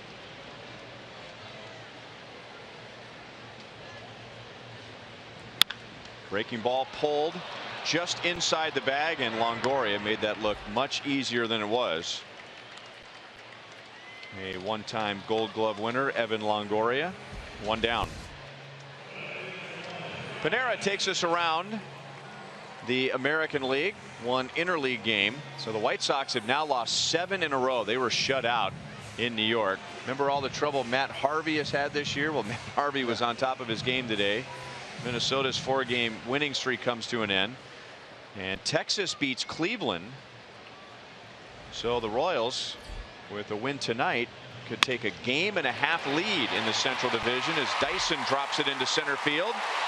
And after a bobble, he's digging for second. He's in there.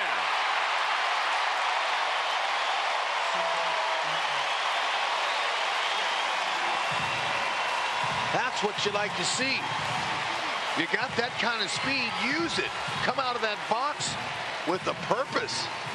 And every time you do that, that pressures defenses, and you continue to go. Watch him. He's going. He likes the placement. To the left or to the right of the center fielder. You got time, and he shifts his gears and is able to get in there. They'll take advantage of the bobble. Pressure.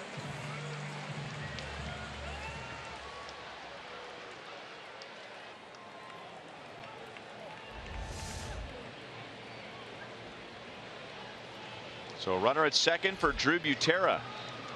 Butera has one of the 3 Royals hits tonight.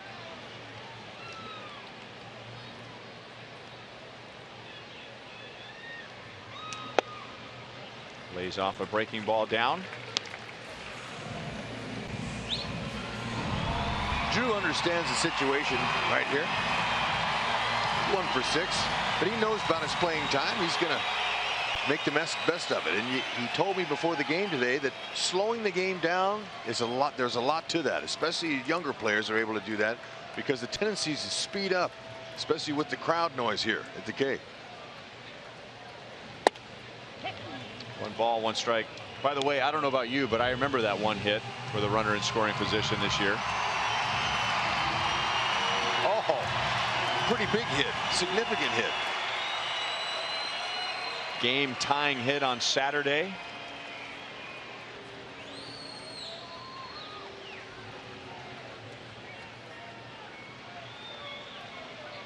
Dyson jumping around, and now Andrews turns and no throw. You know, Dyson hit a little hanging curveball that was up. Drew Butera just missed one. He didn't swing at it. It was up. That's what you want to look for with that pitch. See it up and let her fly.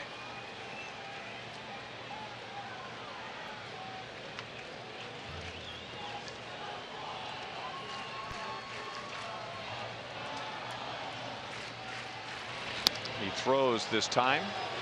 Dyson is back in plenty of time.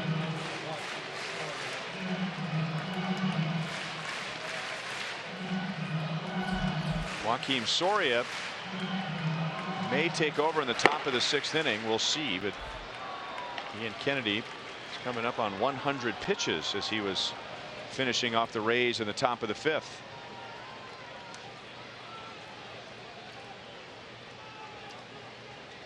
Dyson, as you know, has great speed. Conger has had trouble throwing to the bases.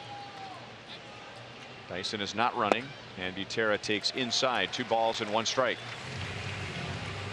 So for a catcher who is at times struggles with his release point, even though it's a shorter throw down to third, he'd have to make a throw down there with a batter standing in front of him. Yep, it's got to have nifty footwork to get behind the hitter.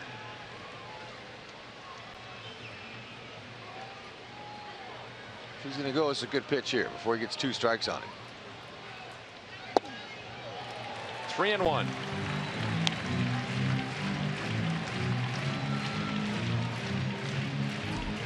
Alcides Escobar will be next. You know what? You distract that pitcher's attention like Dyson's doing here, and he's not really focusing on the hitter. Drew is going to get a good pitch to hit here. 3-1.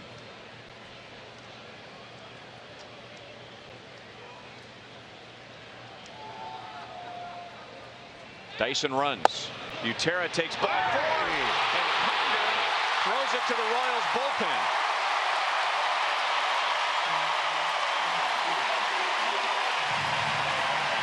Two-1 Royals. Butera's at first. Well, talk about Conger having difficulty with his throwing. Dyson waited for a good pitch. He ran on the 3-1. That's okay. 2-1, 3-1. That's a good day. He got a great jump. There's no way he, with a perfect throw, would have gotten him. And this is what speed does. Believe it. He'll take it. See, now he stepped. Everything was right, but it was the release point. Off. You can see you're talking about that little hitch that he has before he throws. Second error of the year for him.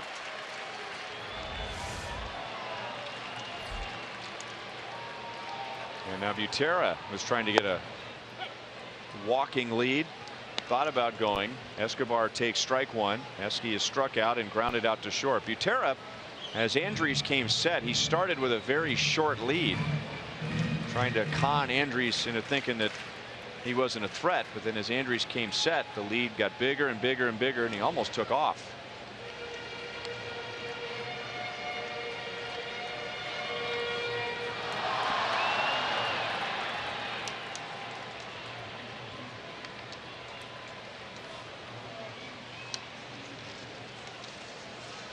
The Rays have committed 2 errors in this inning, which have led directly to a Royals run.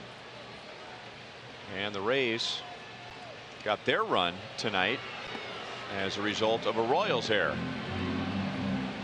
So 2 teams who normally play very good defense have had some breakdowns. 2-1 Royals, bottom of the 5th. Escobar is due. And I mean due for a homer. Hasn't homered in 363 at-bats since going back to last year.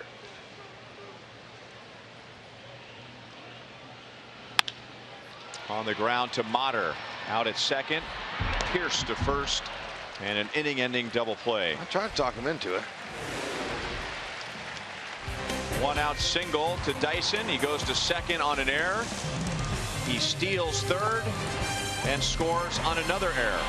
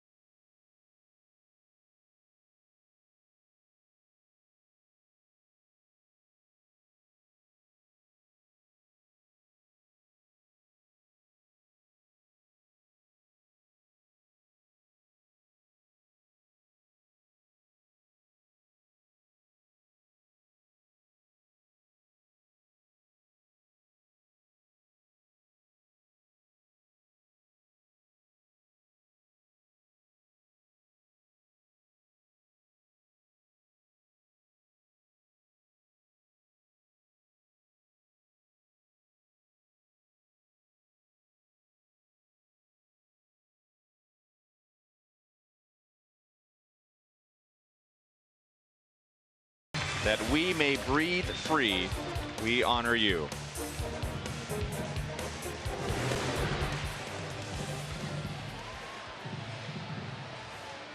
And there's our veteran honored today, hometown hero. Even more meaning on Memorial Day. Will pop up. Butera's got it. Quick throw to first and gets Steven Souza Jr.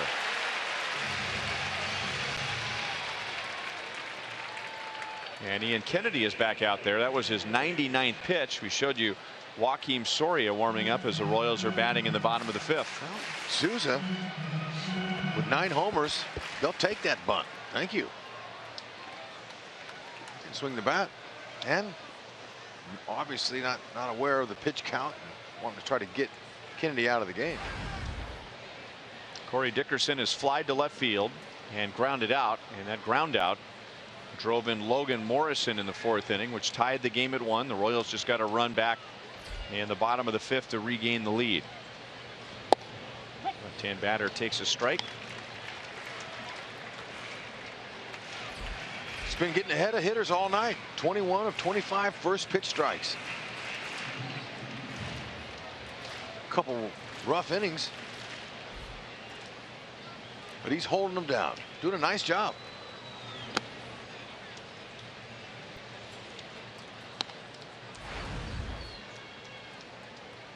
So Wright at his average pitches per start. Remember, he hasn't pitched in exactly a week, and in that start he threw 73 pitches. So Ned Yost will give him a little longer leash tonight, hoping that he can give the Royals 6, as Dickerson was swinging for Denny's across I-70 in right field. Looked like a softball swing, man. He just is wound up on that one. Oh man, that was the target right there. That's a long ways. And if he hit the Denny sign, still only worth 1 run. But we could introduce him to our Denny. He might like that. If he hit the Denny's sign, though, there'd be a guy with a lab coat waiting for him at home plate. That's for sure. Change-up's been his premium pitch. He could use it here. Drew wants it on the ground. Beauty. Went with the curve. Number 6 for Ian Kennedy tonight. 2 down in the 6th inning. Coming up Friday, some of the world's biggest soccer stars converge on the United States for the 100th anniversary of the Copa America. It all starts as the USA takes on Colombia Friday at 7 p.m. on FS1, or you can watch the entire tournament live on Fox Sports Go.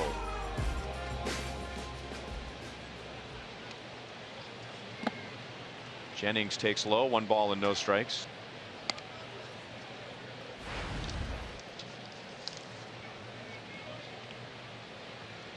Jennings has grounded to short and grounded out to third.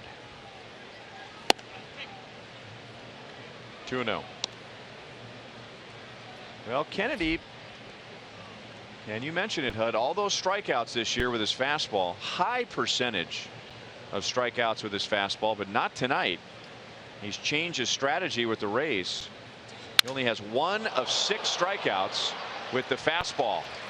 He destroys Desmond Jennings' bat.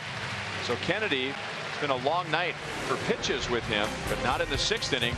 3 up, 3 down. The Royals will have Merrifield, Kane, and Hosmer coming up.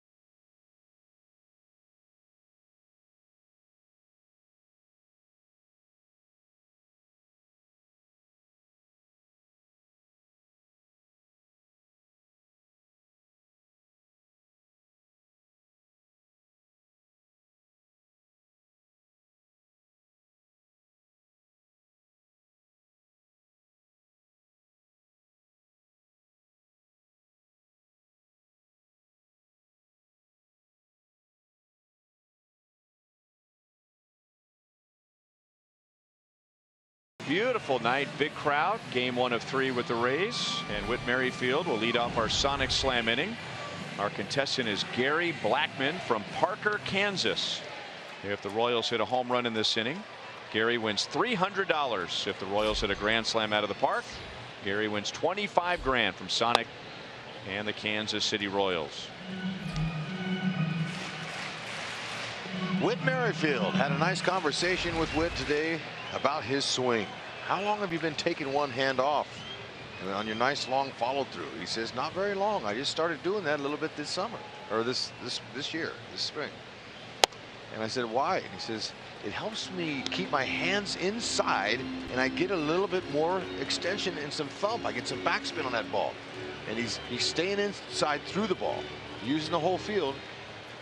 And he says, once in a while when I pull one, I'll keep both hands on the bat.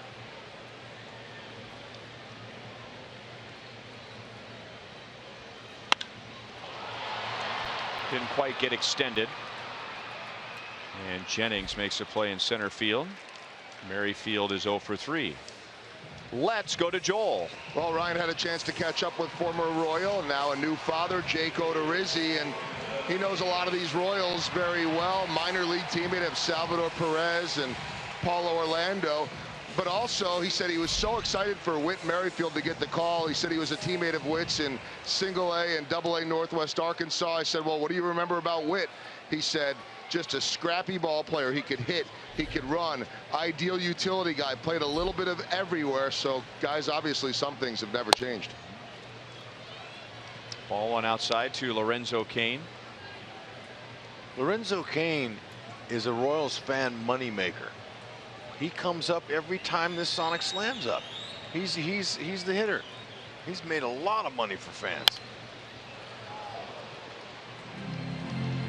Trying to send some money out toward Parker, Kansas. Ah, come on, Locaine. Which is east of Lacine. Beautiful Lacine, Kansas, which is southwest of Lewisburg.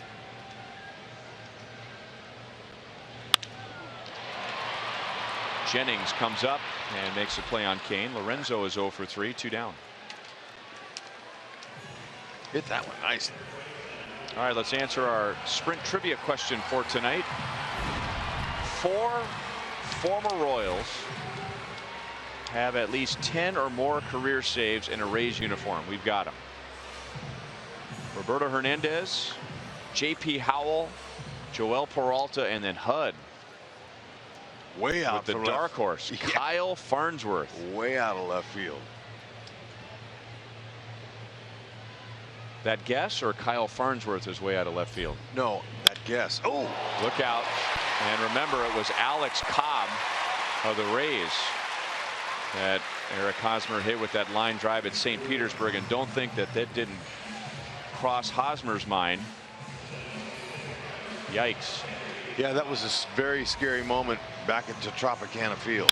And this one right here, man, look at Haas. He left the bat saying, ooh, man. I think he had flashbacks. Andries, chuck and duck.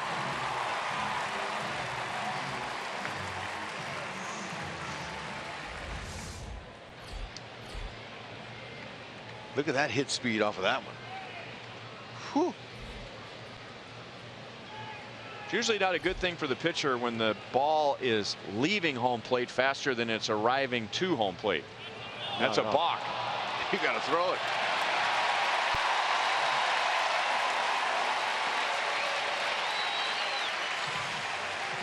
Now, it's only a coincidence that Bob Davidson is the first base umpire. That was a legit balk. Yep, for a long time, this umpire, very special guy, been around the game a long time. His nickname was Balkin' Bob. Yeah, took a little while. It took a little while, but he's like, really? Did I just see that? He didn't throw the ball over. That's a routine balk call there, Bob. So, pitcher with that shift move cannot fake a throw to first base. Close game like this, if the Rays had a little tighter defense, Royals wouldn't even have 2 runs. Their defense has been a little suspect here. Now you put them in scoring position, with 2 outs. It could hurt him again.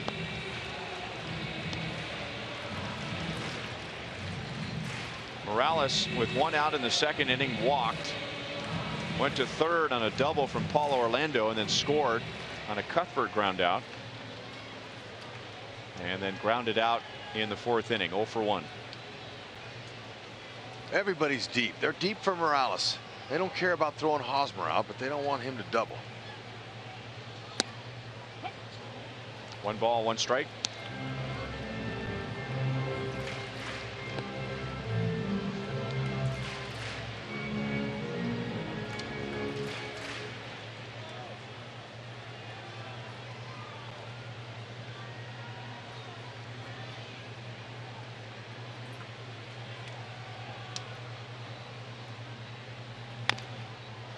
One ball, 2 strikes.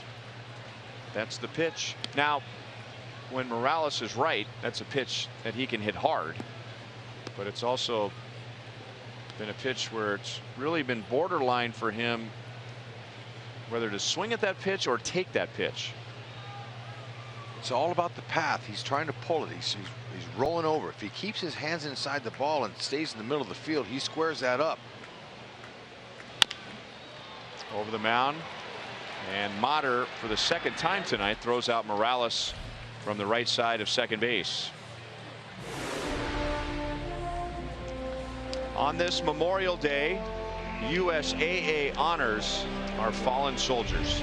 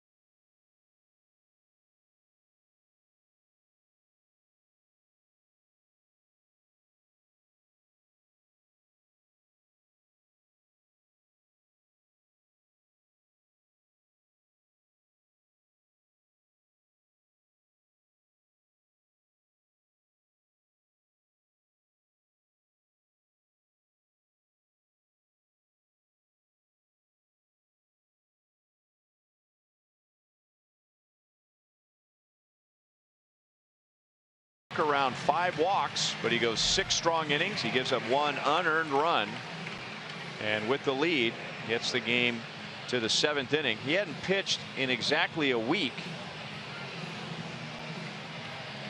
but only 3 hits in 6 innings. And now Joakim Soria, who hasn't pitched in 6 days, is a Chevy call to the bullpen. So Kennedy gets it to the back end of the bullpen, and Soria will get the 9 1 and 2 hitters. That ERA is gradually moving down. He's going to rely on mixing his pitches. Curveball, strike 1. Fastball, not overpowering, but he'll do 92, 93. It's a good pitch when he mixes in the other ones. Slider, curve, and a change.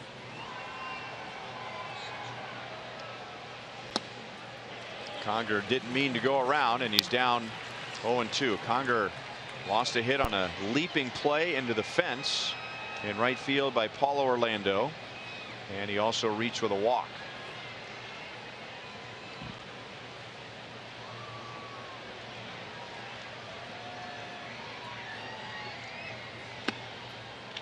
One and 2. When a pitcher hasn't pitched in several days, 2 things. one, you're going to be strong, velocity, but two, you could not have as many command, as good a command. He's a veteran. Make some adjustments on the fly.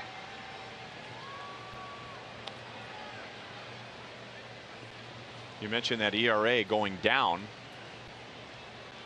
and Soria has given up just 2 runs in his last 13 1/3 innings. Prior to that stretch, his ERA was 6.3. Grounded to Hosmer. Soria off the mound quickly, and it's not even close.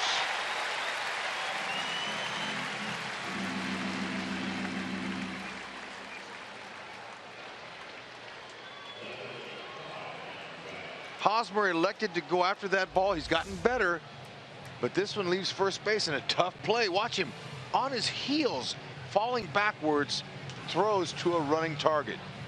Hos could be a quarterback. As athletic as he is, his footwork is amazing.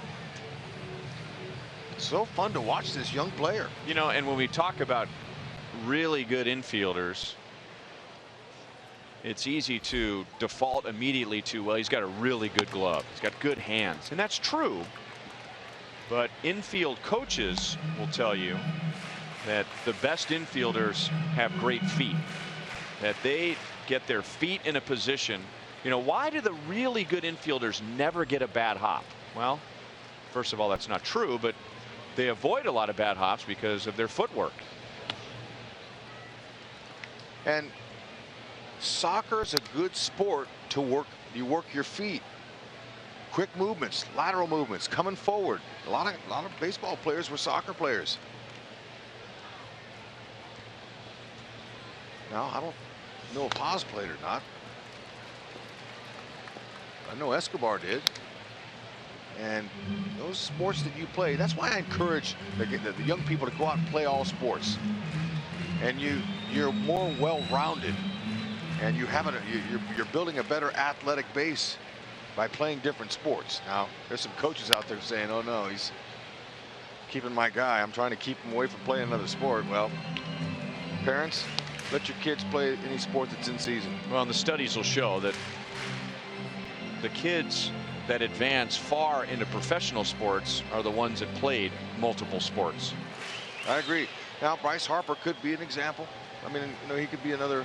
Yeah, but for every Bryce Harper, there's 70 kids who played 2 or more sports. Multi-sports. I agree. Ooh, nice. 2 up, 2 down against Soria.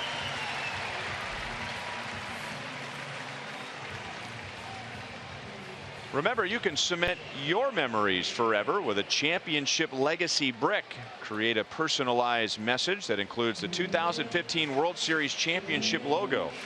Your brick will be installed in the ground outside of the stadium gates, and a portion of the proceeds of the brick program go back to support Royals charities. Royals.com/bricks. Now, Ryan, you have young ones.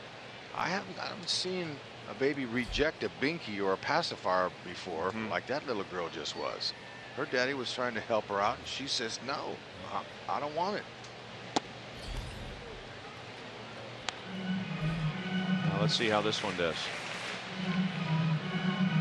Smooth move by mom there. I'm guessing that's not a first-time mother. How you just kind of slowly put it in there. Next thing you know, the baby's sucking on the binky. Didn't even realize that her mom put it there. Nice work. Good hands. Love the shots we get from Steve Kurtenbach, our director at the stands. Man, it's great.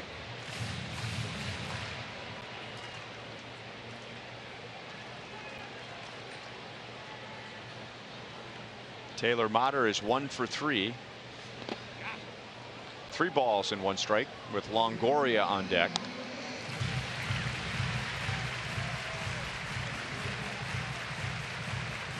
Oh, that's the same baby. Oh, that's right. We showed that baby earlier. Remember? Bottle. Presto. Ah, thank you. She's a trooper.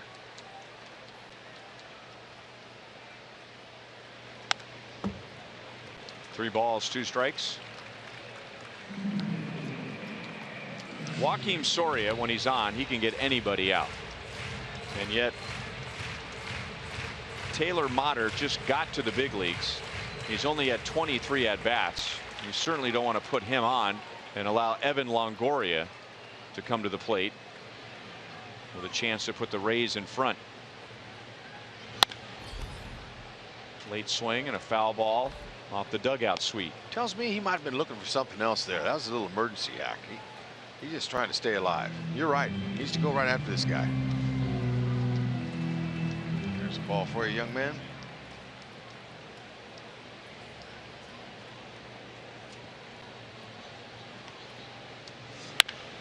On the ground to Cuthbert, who backs up to get a big hop, but that's a long throw. It's in time. So Soria does his job. 3 up, 3 down in the top of the 7th inning.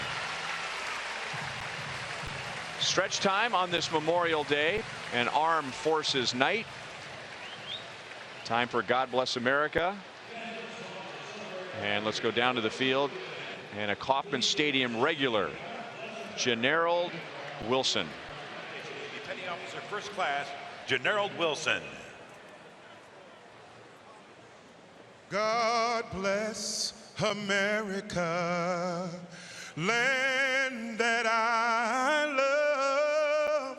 Stand beside her and guide her through the nights with the lights from above.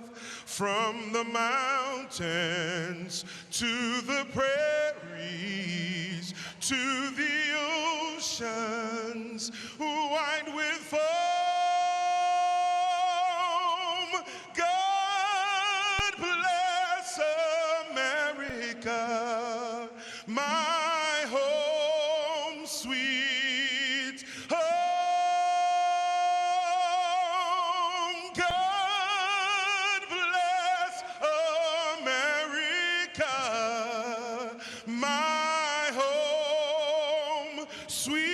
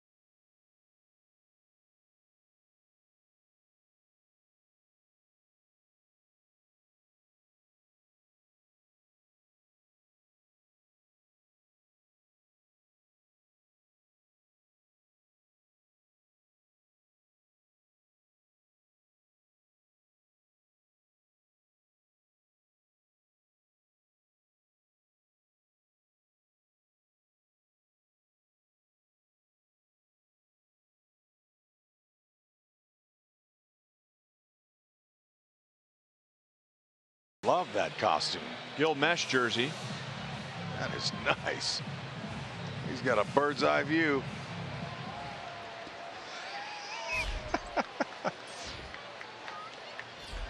Yes, he does. Good point. Paulo Orlando tried to bunt. Did he offer at it? He did. Paulo doubled in the 2nd inning, extending his hitting streak to 13 games. He's 1 for 2. He'll be followed by Chesler, Cuthbert, and Gerard Dyson, as Matt Andriese, with just 77 pitches into the 7th inning. And he's ahead in the count, no balls and 2 strikes. Andriese, you know, I like this guy, Ryan. He's got a quick tempo. He's keeping his ball down. He's mixing all of his pitches up, and he's keeping them off balance.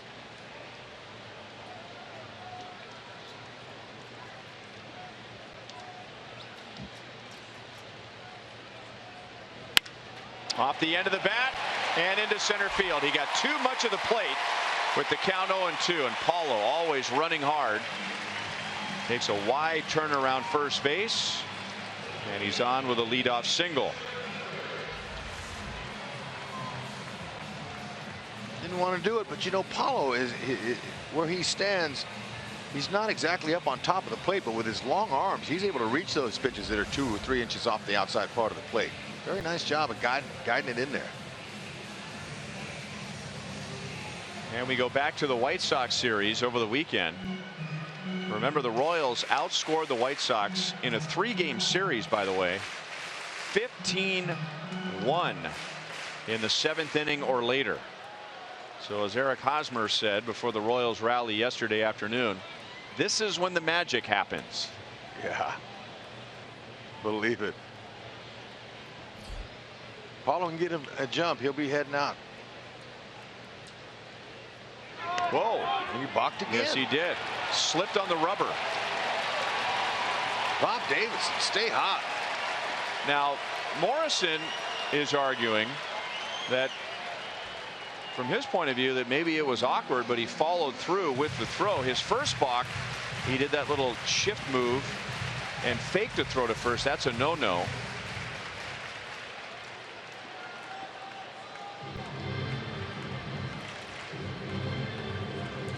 Well, it was okay. His front foot shifted before he did anything with his back foot.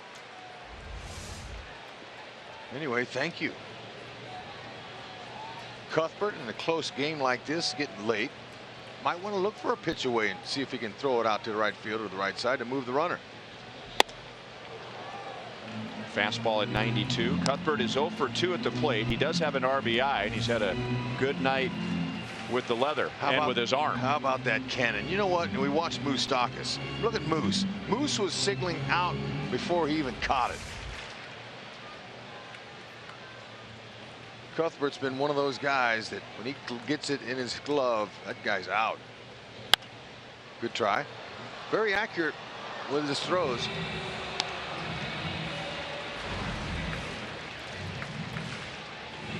He's as good a young third baseman as I've seen in a long time, Ryan. I mean, he's really making Moose proud.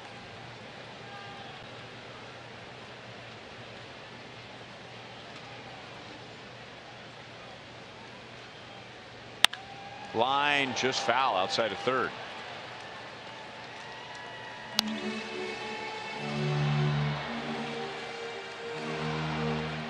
Remember to vote for the Royals Player of the Month at one of the 7 Rally House locations in the Kansas City metro area. All participants will be entered to win a majestic prize pack.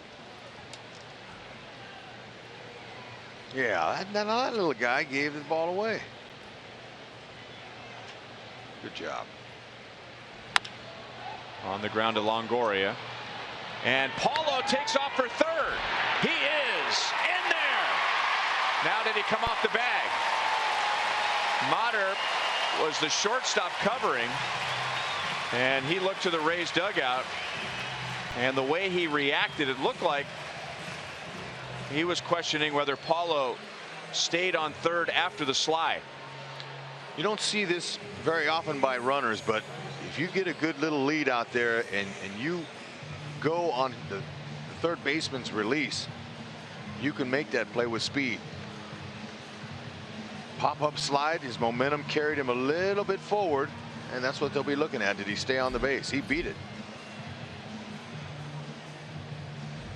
This would be a tough one here now. Is he yeah. Now you could also tell from Paulo's body language.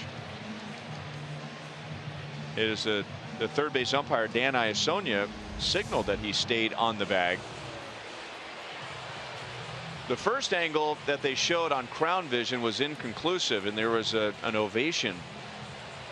The second and third angle, it's more moaning and groaning. And this isn't going to take very long. So that's just a tough break, because it was a good read by Paulo and was trying to pick up Cuthbert, who wasn't able to advance him with a ground ball. But a heads up play by the shortstop Motter to come over to cover first of all, and to think about keeping his glove on Paulo's leg. Yeah, you're right. It's heads up. You know, you're new in the league like that. You want to make sure you're at every place you should be. That's for sure. So it's a 5-3-6 double play.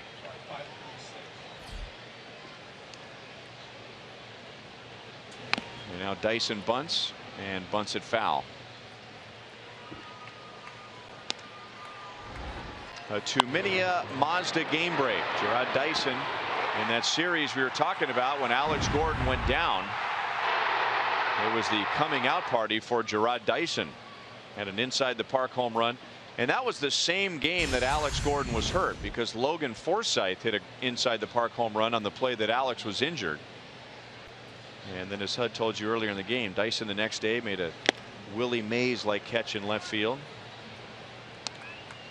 And what should have been a very depressing day and time for the Royals ended up being the spark for their hottest stretch of the season. They've had good fortune with staying away from major injuries, but you know, when guys do get hurt, the fill-ins have been awesome. They were able to pick up the slack. We've seen it. Hosmer was out a couple of years ago with his wrist. He stepped in, did a great job over there for him, and that's what they do. They pick up their teammates. Good depth. That was one of the worst seasons of Billy Butler's career as a Royal, and then had that amazing August when Hosmer went down with that injury. Largely because Billy played both sides of the ball. He was playing first base. He was in the game. Sometimes that's a good way to get a guy out of a slump at the plate. Let him play. 2-2 on Dyson. I'm sure Ned would have let Morales play some first base, and Morales has done a nice job over there when he has gotten starts, but he doesn't want Hosmer out of the lineup. I don't blame him. Conger trying to trick Dyson. And catchers do that. They'll pat their glove inside and try to move away sometimes. Hitters hear everything, and also you can feel the catcher his movement right close to you like that. Whenever he shifts his feet, you can sometimes feel it, and then you hear stuff. So catchers will try and be very light on their feet when they shift. And you know, there's a lot of that stuff that. Geyer makes a play in left field. So the Royals had a runner at second with nobody out, but the Rays and Andriese get out of it.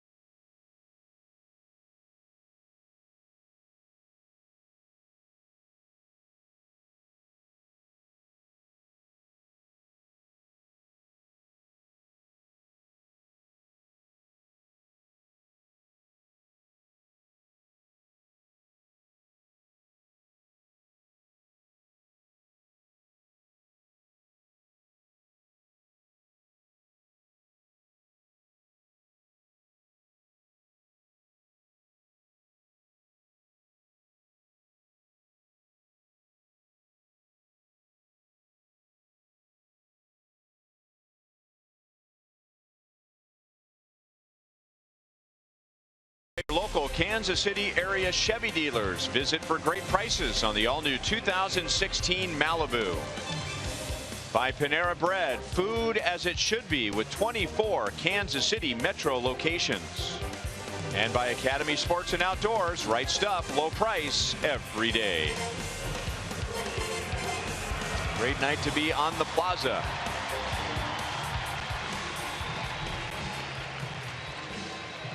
That's the perfect sign for the 8th inning. Kelvin Herrera comes on to face the middle of the Rays order. Ian Kennedy went 6. He gave up 1 run. It was unearned. Joakim Soria faced only 3 in the 7th. And now Herrera against Longoria, Pierce, and Morrison. 30 strikeouts in 24 innings. Pretty strong, pretty dominant. That's why I like to call him El Toro. I've been calling him that for a few years. I'm surprised we're not getting any El Toro sign. He's strong as a bull, Rhino. And now, with his 3 pitches, fastball, slider, changeup, he uses all of them. It's made him even better. More confidence in the slider, doesn't need the fastball changeup, although you could do pretty well with just those 2 pitches. Especially at 98 miles an hour, 99, and then the changeup at 88. The Rays, by the way, have 3 hits tonight. Longoria has 1 of those hits. He has also reached with a walk. Ian Kennedy walked 5. So the Rays have had 8 base runners in 7 innings, but so far 1 run. No balls, 2 strikes. And by the way, the Rays have lost 4 of their last 5, 7 of their last 9, and they've scored exactly 1 run in 3 of their last 4 games.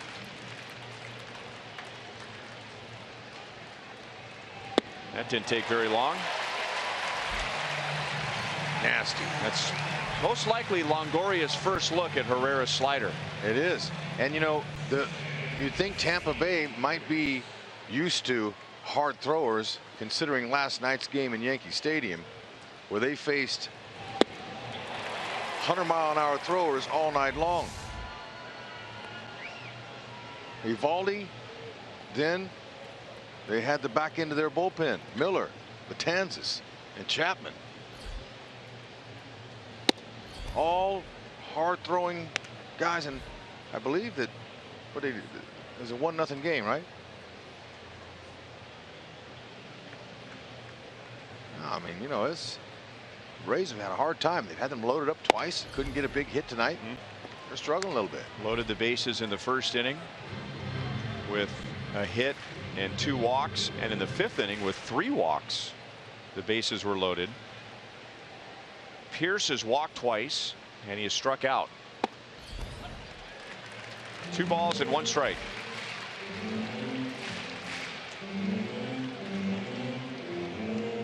The Rays lost 2-1 last night.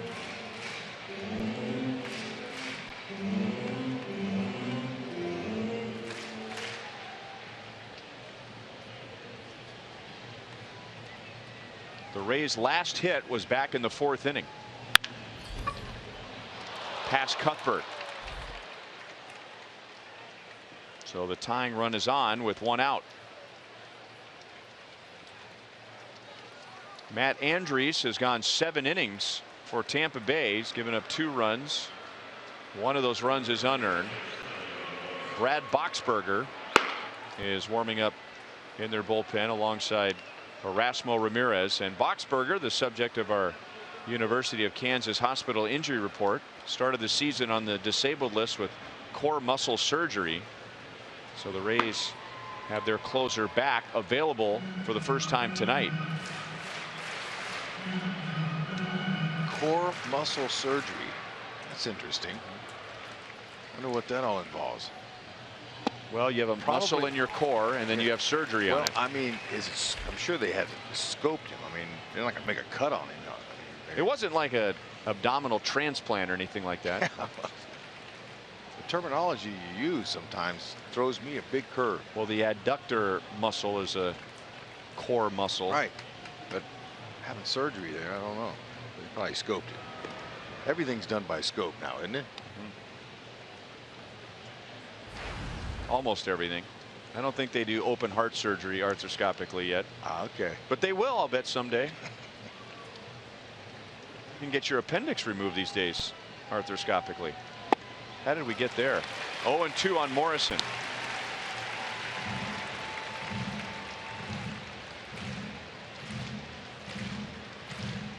Now you mentioned his pass list today, Morrison.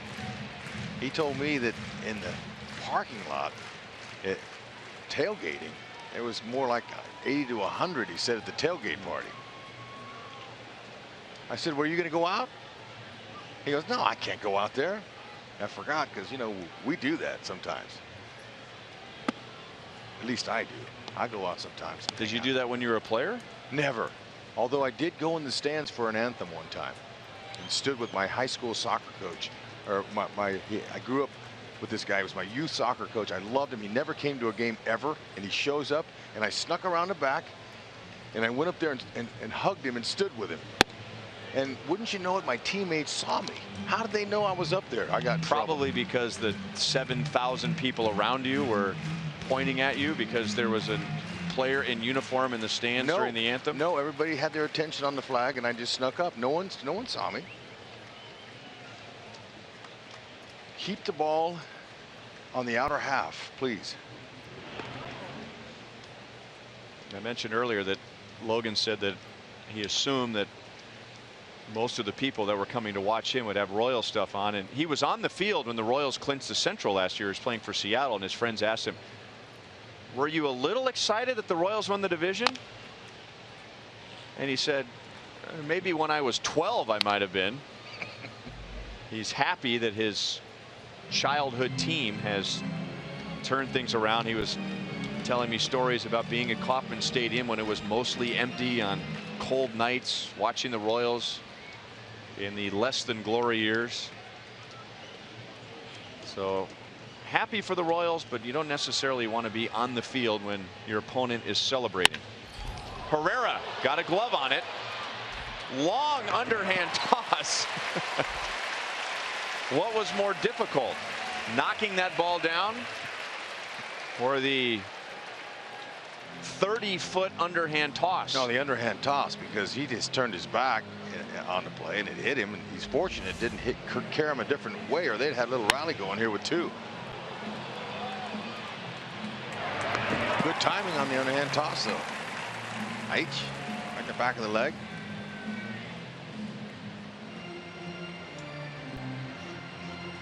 A little horseshoe toss.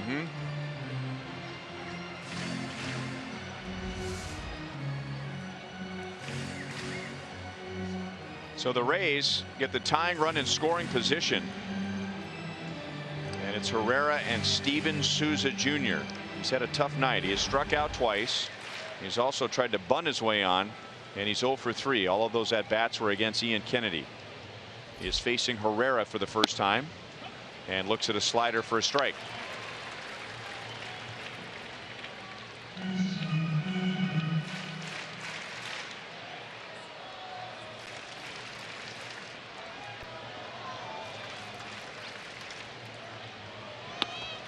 Down and away, 1-1.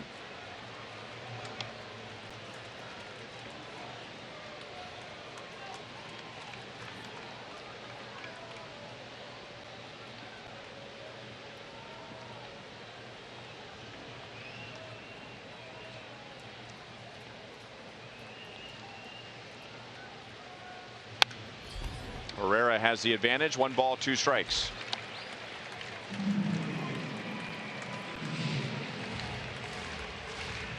And I told you that the Rays have scored exactly 1 run in 3 of their last 4 games, and they've scored 1 run tonight. Well, the one game where they scored more than 1, they scored 9. So in their last 5, they've scored 1-1, 9-1-1. Runner goes, ground ball, wide open left side, throw to the plate. And who would have thought that Steve Pearce would take off for third base, and in doing so he took Cheslor Cuthbert out of position, and that little ground ball ties the game for the Rays in the 8th inning. And you mentioned how they haven't been able to score runs. Sometimes you got to be creative and take a chance, and that's exactly what Pierce did. He didn't know a breaking ball was coming and he was going to be out in front and hit it right to third baseman. But you know, Cuthbert couldn't do anything. He had to cover the bag. Eske heads up. At least he tried it home.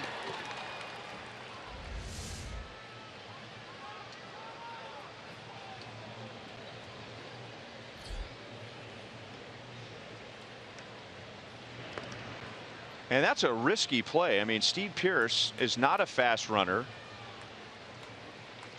And the last thing the Rays want to do is make the last out at third base on a caught stealing on a slow runner.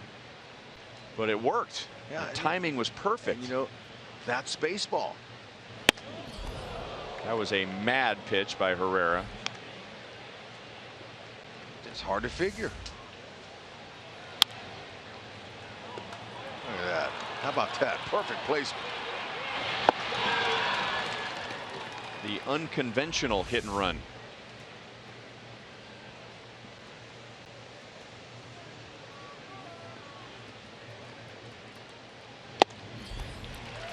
One ball, one strike on Corey Dickerson.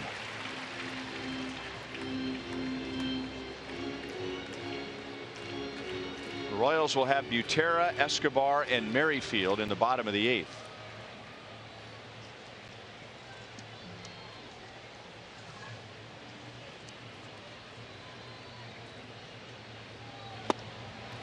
Changeup. One ball and 2 strikes. So it's very rare for Kelvin Herrera to give up a run in the 8th inning. But the Royals, like Kia, have been in the driver's seat from the 8th inning on. Major League Baseball's best run differential from the 8th inning on. The Royals have outscored their opponents by 27 runs from the 8th inning on.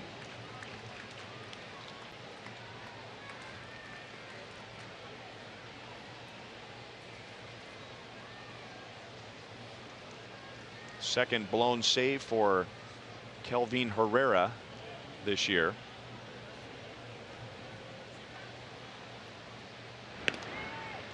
And you know, Herrera with his new sliders, not many hitters have hit that slider. Souza put it in play, and I wouldn't say that Herrera got beat with his third best pitch, because he executed the pitch that would have been an out had Pierce not advanced. Beautiful. So the Rays, with 2 singles and some good fortune, tie the game in the 8th against Herrera.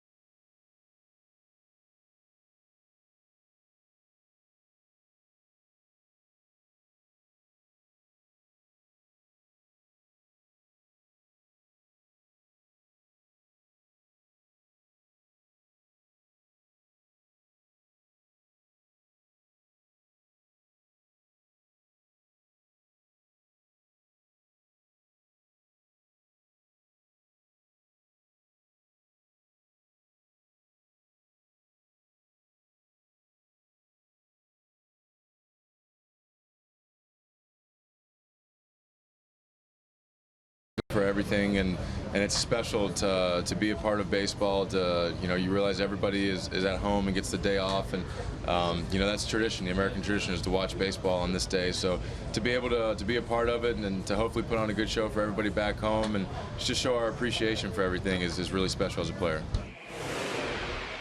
And for Eric Hosmer, it's more than just words. He, along with Lou Kochaver and Mike Moustakas, presenting flowers to Gold Star families who had lost members of their family in service of our country.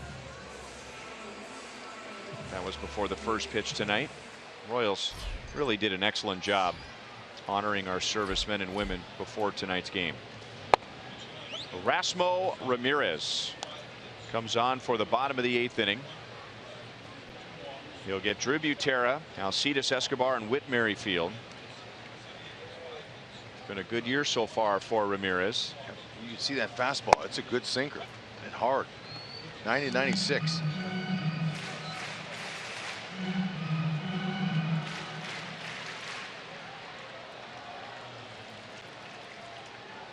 Fastball, curveball, changeup.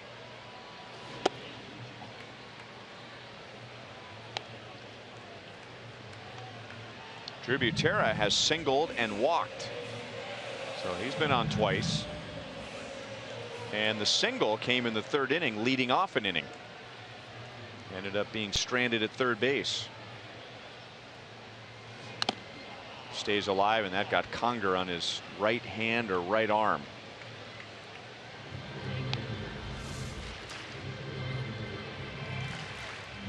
Changeup. Maybe inside the leg.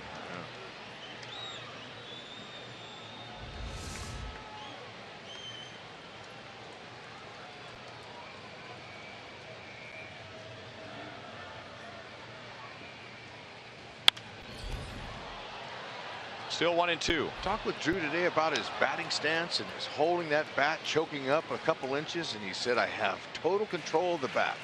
Sometimes when I get down on the end of the knob, it seems like the bat's a little top heavy, but this gives me a little bit more balance.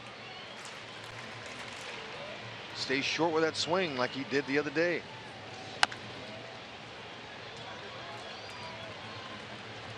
His only at bat in the game on Saturday against the hard throwing Tommy Canely, and that's the first thing we noticed, him choking up, but he's choking up against every pitcher he faces.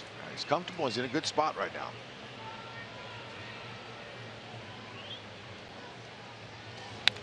Good swing. Ramirez, he's just coming at Drew.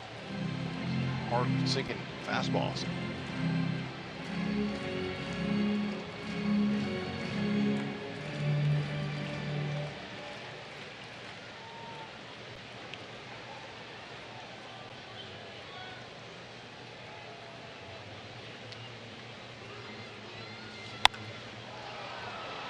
That'll be out of play. The Rays have made a change defensively. Brad Miller has taken over at shortstop. And Taylor Motter has shifted from shortstop over to second base. Yep. Well, you hope Pierce is okay, but certainly maybe they make this move for defensive purposes. Longoria throws out Butera. One down, bottom of the 8th inning. Now another Taminia Mazda game break. Nomar Mazara on a 95-mile-an-hour fastball. That is his 9th home run. Hit it into the trees. Rhino, this kid here is amazing. He don't just hit wall scrapers either, although they do count the same. This guy, that kid, has got some real raw power. Nice to see him do it against Cleveland. Cleveland and Chicago lost. So Royals victory tonight means a 1.5-game lead in the Central Division. The Royals have won 12 of their last 17, and during that stretch they've gone from 7 games out to right now 1 game ahead. And there's the go-ahead run on with 1 out. Those one-out rallies. They did it all weekend against the White Sox, and in both innings tonight. The run scored with one out, after one out and nobody on base. You can almost guarantee that the Royals are going to put pressure by the way their comeback ability and what they believe in, and it's in their DNA, and they're used to winning and they want to win. And the other thing you can count on is no Royals fans here at the K leaving.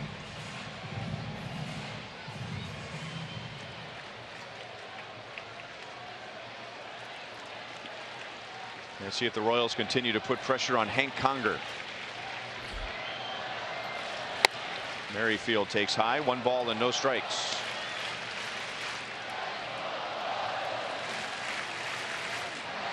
Hank Conger has thrown out 3 of the last 60 to attempt a stolen base against him.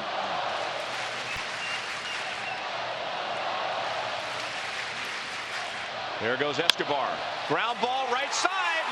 Base hit. Escobar running and leaping at the same time. And Whit Merrifield and Escobar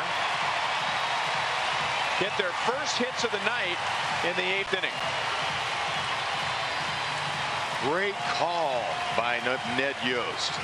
He doesn't hit and run a lot, but you know, in certain situations when you have the right guys up there, you can do it. And that was a fastball. He'd like to have pulled it, but he did the right thing by hitting the vacated spot at second. Second baseman going over. Escobar, nice job getting out of the way of that. That's a hard one to avoid. Usually you're jumping over a ball that's in front of you. That was. Whoa, man, look at that athleticism. Kevin Cash wants the umpires to. He's not asking for a review, or maybe he is. The Rays used a challenge and they won their challenge,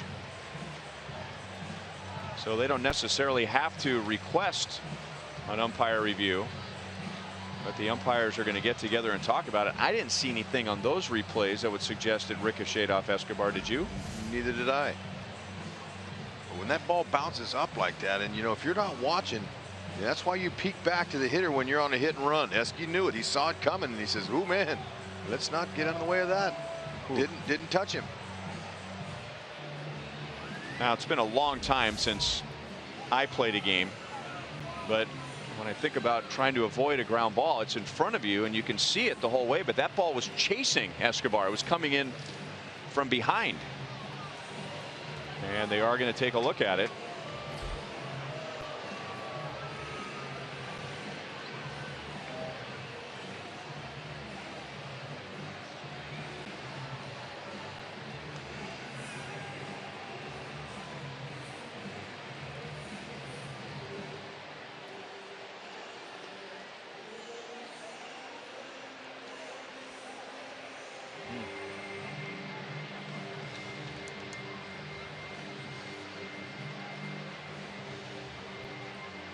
What else could they be reviewing?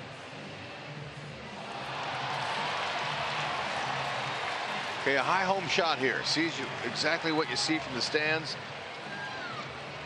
He hit second base.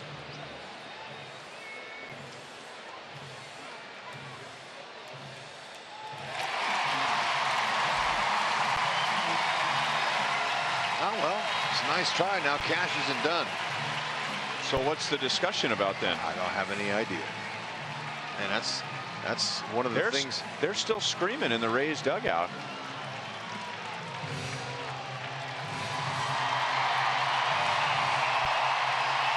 Oh well, it's time to turn the page. Got the infielders in. They want to cut down that go-ahead run. Lorenzo Cain, right man, right spot.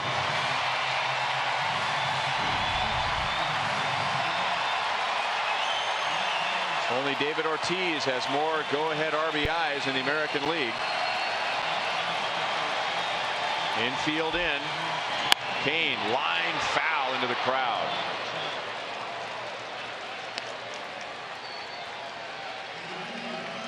Now, I was interested on our screen there. It said umpire review, which I found interesting because, as I said, Kevin Cash has his challenge, but apparently that was not a challenge. It was a rules check.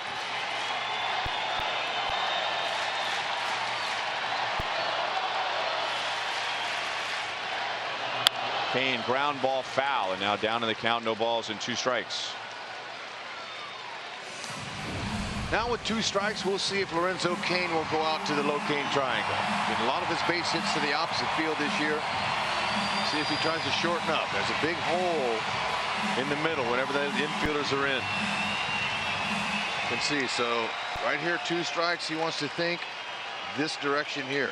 Anything he can get out there would be good. If he hangs one, then he'll pull it. But for the most part, he'll try to use the whole field here.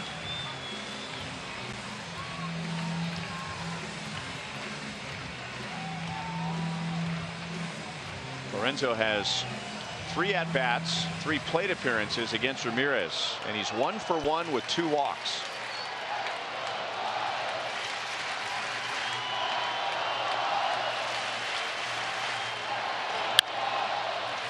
Still 0-2. If anything close now. They had the opportunity 0-2. Now he's going to work him up a little bit in the zone to set up maybe a waste pitch. Lorenzo hitting .302 with runners in scoring position. Careful, big fella.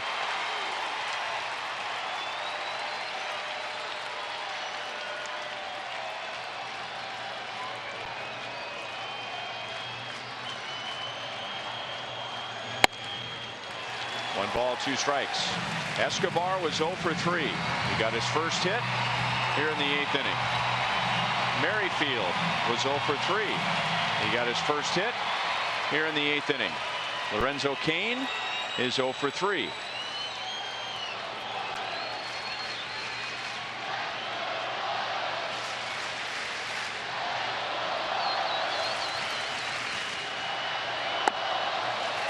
Two balls and 2 strikes. Okay, here's the clarification. They were not reviewing the play. The umpires got on the headsets with New York to see if they could review the play. And when they got on the headsets, they found out that was not a reviewable play. So that's what that was all about. Thank you. Cain waiting him out.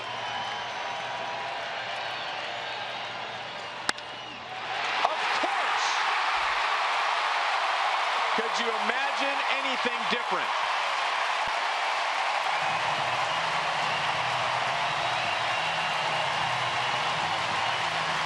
So Lorenzo Cain gets his first hit in the 8th inning. 3-2 Royals. Just like we thought, Lorenzo Cain is going to open up the whole side of the field. That's a ball down the middle. If he's ahead of the count, he hits it out of the yard or pulls it. But right here, he shortened it up. That's our dodge drive of the game, and it was a beauty. Infield in, you got a chance to just go with the pitch, find a hole. Look at him, he kept his hands inside, and he had a little lean back, but he'll take the knock. Didn't have the homer on that one, but don't need it.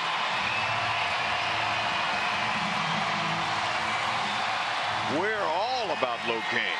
Not just you, ma'am. And I think somebody might need to get their glove on in the outfield. And I'm talking about the seats. It's possible. You better believe it. At last, let's check out Lorenzo Cain. We'll show you what we're talking about. Look at that. That's beautiful. This is a guy who's on a mission. You hit tall fields, your batting average is up. It's hard for the defense to defend you. And there he is at it again. 1-1 on Hosmer. He's 1 for 3 tonight. The last ball that came off of Hosmer's bat exited at 109 miles an hour. Right back up the middle over the back of Andries.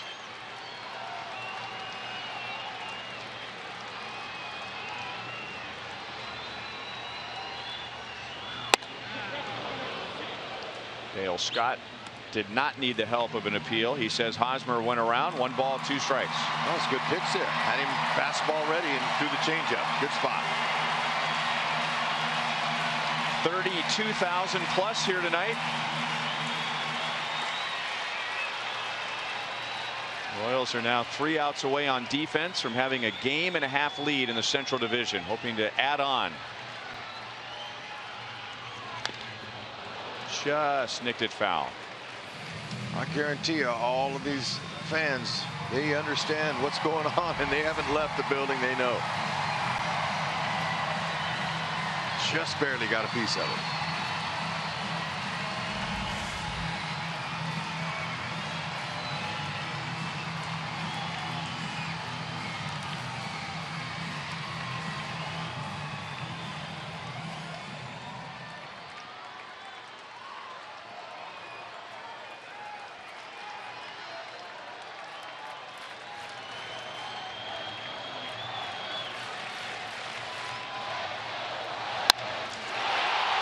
Get your glove on.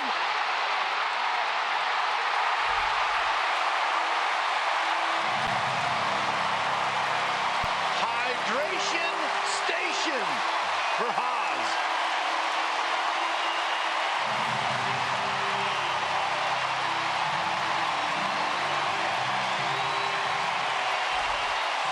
How about 4 in the bottom of the 8th inning? And in the last 4 games, the Royals have outscored their opponents 19-2 in the 7th inning or later. He was waiting for that one. And Ramirez had success the previous pitch with the changeup, and he went back to the heater. And like you called, partner, you said it. Get your glove ready, but he went further than that. Took the ball for a drink. Fastball down the middle, and man, was that perfect. Look at the balance, and Haas knew it right away. Yeah. How sweet it is. Remember we were telling you about 1-out rallies? Yeah. This is a 1-out rally. You called it all. You set it up.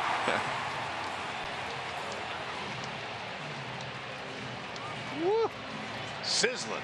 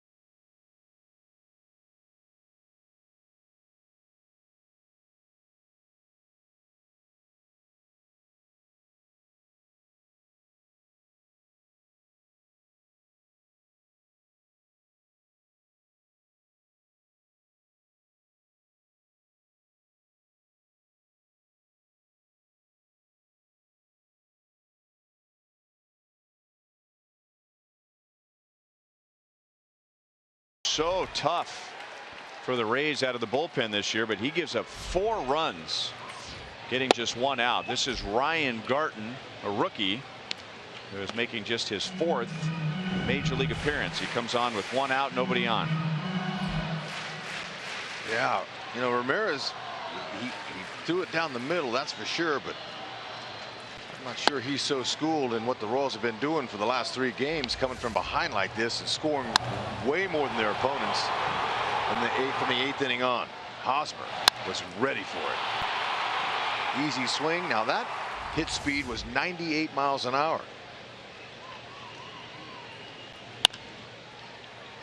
109 in his previous base hit up the middle. He squared that one up. That's why the velocity was more. This one he got up underneath it a little bit, didn't quite square it up, but just what we wanted. Put up some insurance runs.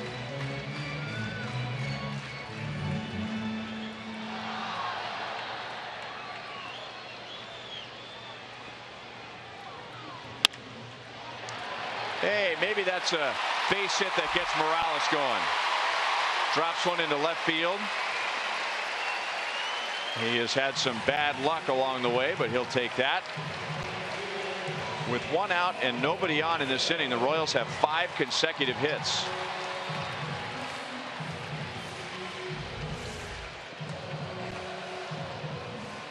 There you go. Good level swing. Got him the jam base hit. Now that's not considered a jam sandwich because his bat stayed intact.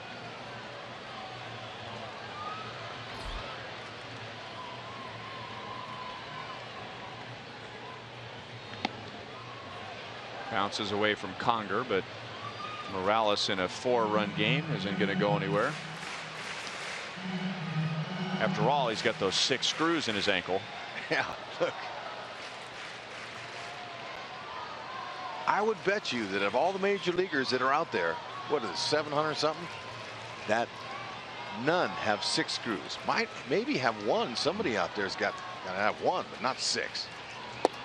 You see Edinson Volquez, I think what he was doing was having some fun with Morales and saying, hey, I think you should ask for the ball. She got the base hit. They're always having fun. Very loose bunch.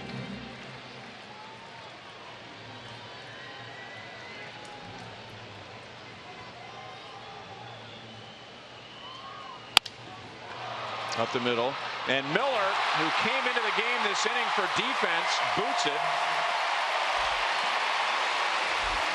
And for the Tampa Bay Rays, that's your 3rd error tonight.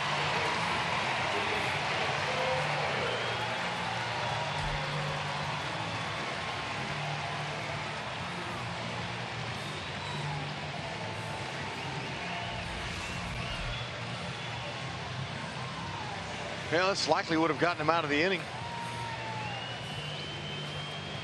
And, you know, with all the hitting going on and pitching change and everything, a little bit of rhythm in the defense is thrown off. No excuses, but the Royals will take advantage.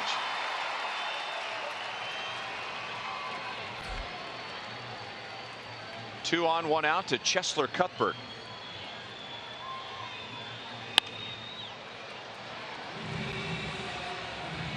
Garten, fastball, slider, changeup. His fastball 88 to 93.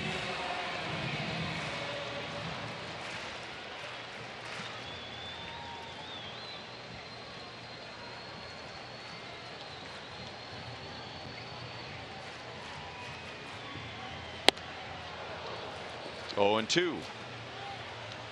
Ball had some cutting action on it.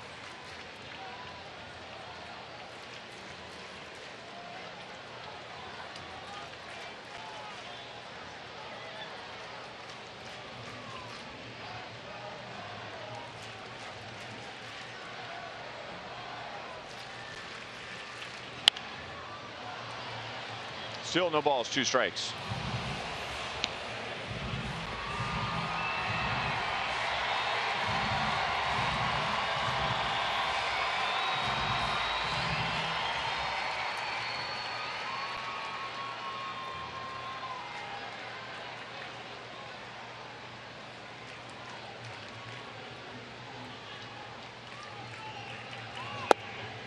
One and 2 on Cuthbert. Ryan Garten is a local kid, a Clearwater, Florida native, so not far from St. Petersburg. And he got to the big leagues this year after being drafted in the 34th round.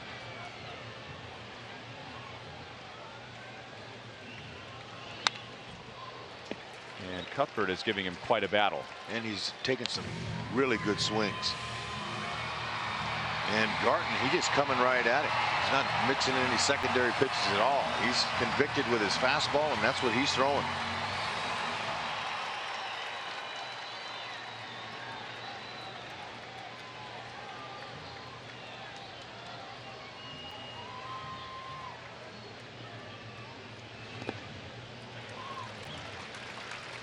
Had more of a curveball rotation, a little bit short.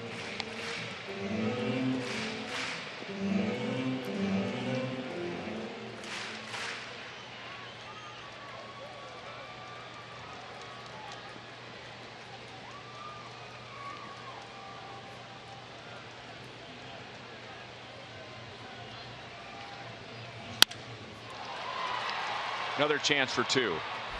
And the Rays turn it this time. The Royals get 4 right after the Rays tied the game at 2. Lorenzo Cain put the Royals in front by 1. And Eric Hosmer with this swing puts the Royals in front by 4. Hydration station shot was a beauty.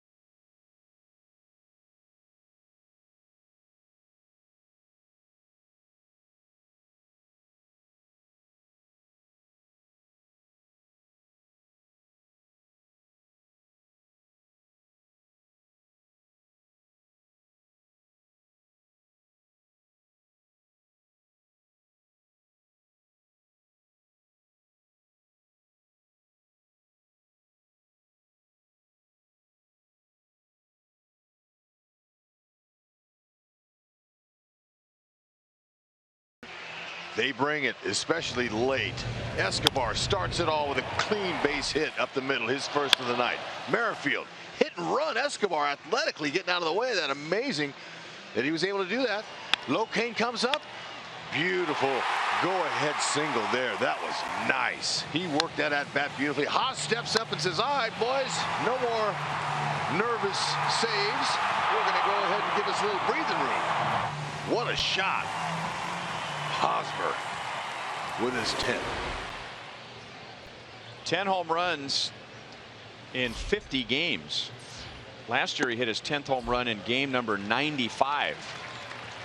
So he is on pace for over 30 this year. Chin-Ming Wong will pitch the 9th inning. He'll get Jennings, Conger, and Geyer. No balls and 2 strikes on Desmond Jennings. Appearance number 16 for Chin-Ming Wong. He was the winning pitcher in that wild win in the game on Saturday. Quietly going about his job. Sinker slider. Look at that, some 94.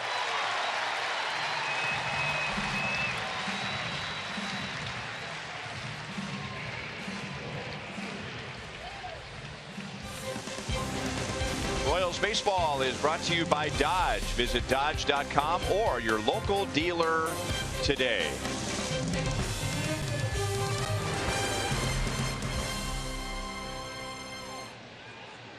One away to Hank Conger.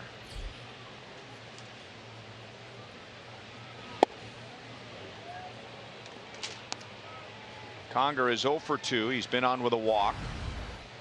He is also committed a throwing error, which led to the Royals' run in the 5th inning.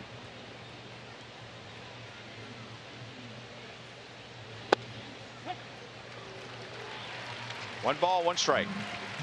Ian Kennedy went 6. He'll take a no decision, but Kennedy gave up just 1 unearned run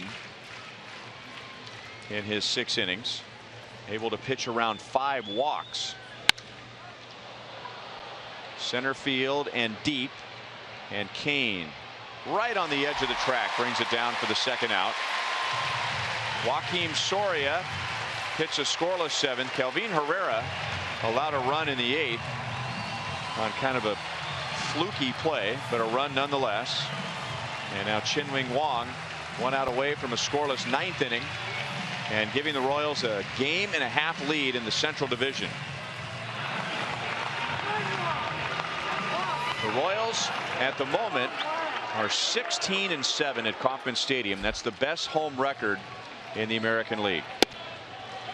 Slider for a strike to Brandon Guyer, who is 0 for 4.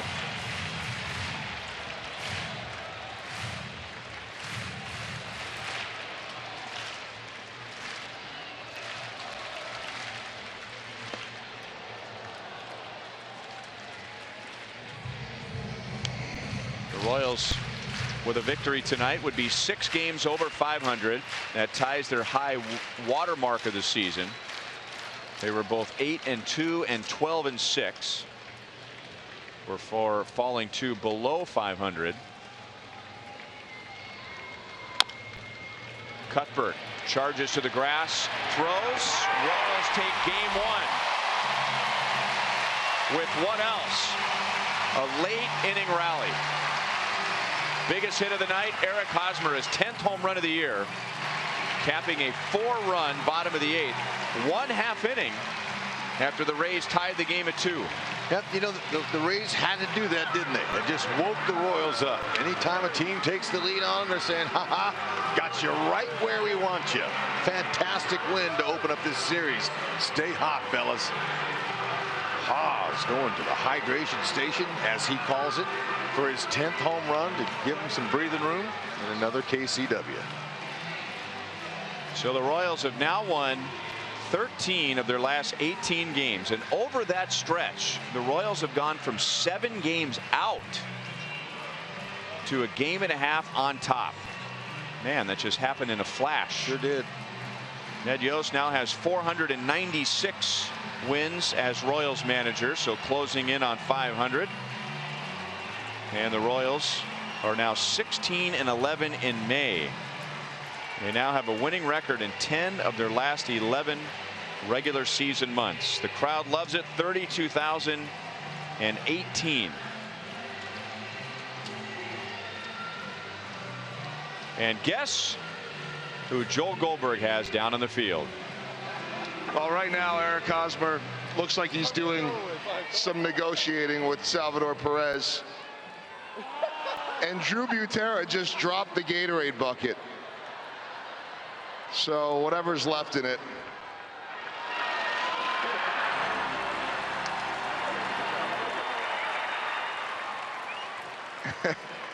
All right, that's the first ever Gatorade drop, but yet more runs late in the game.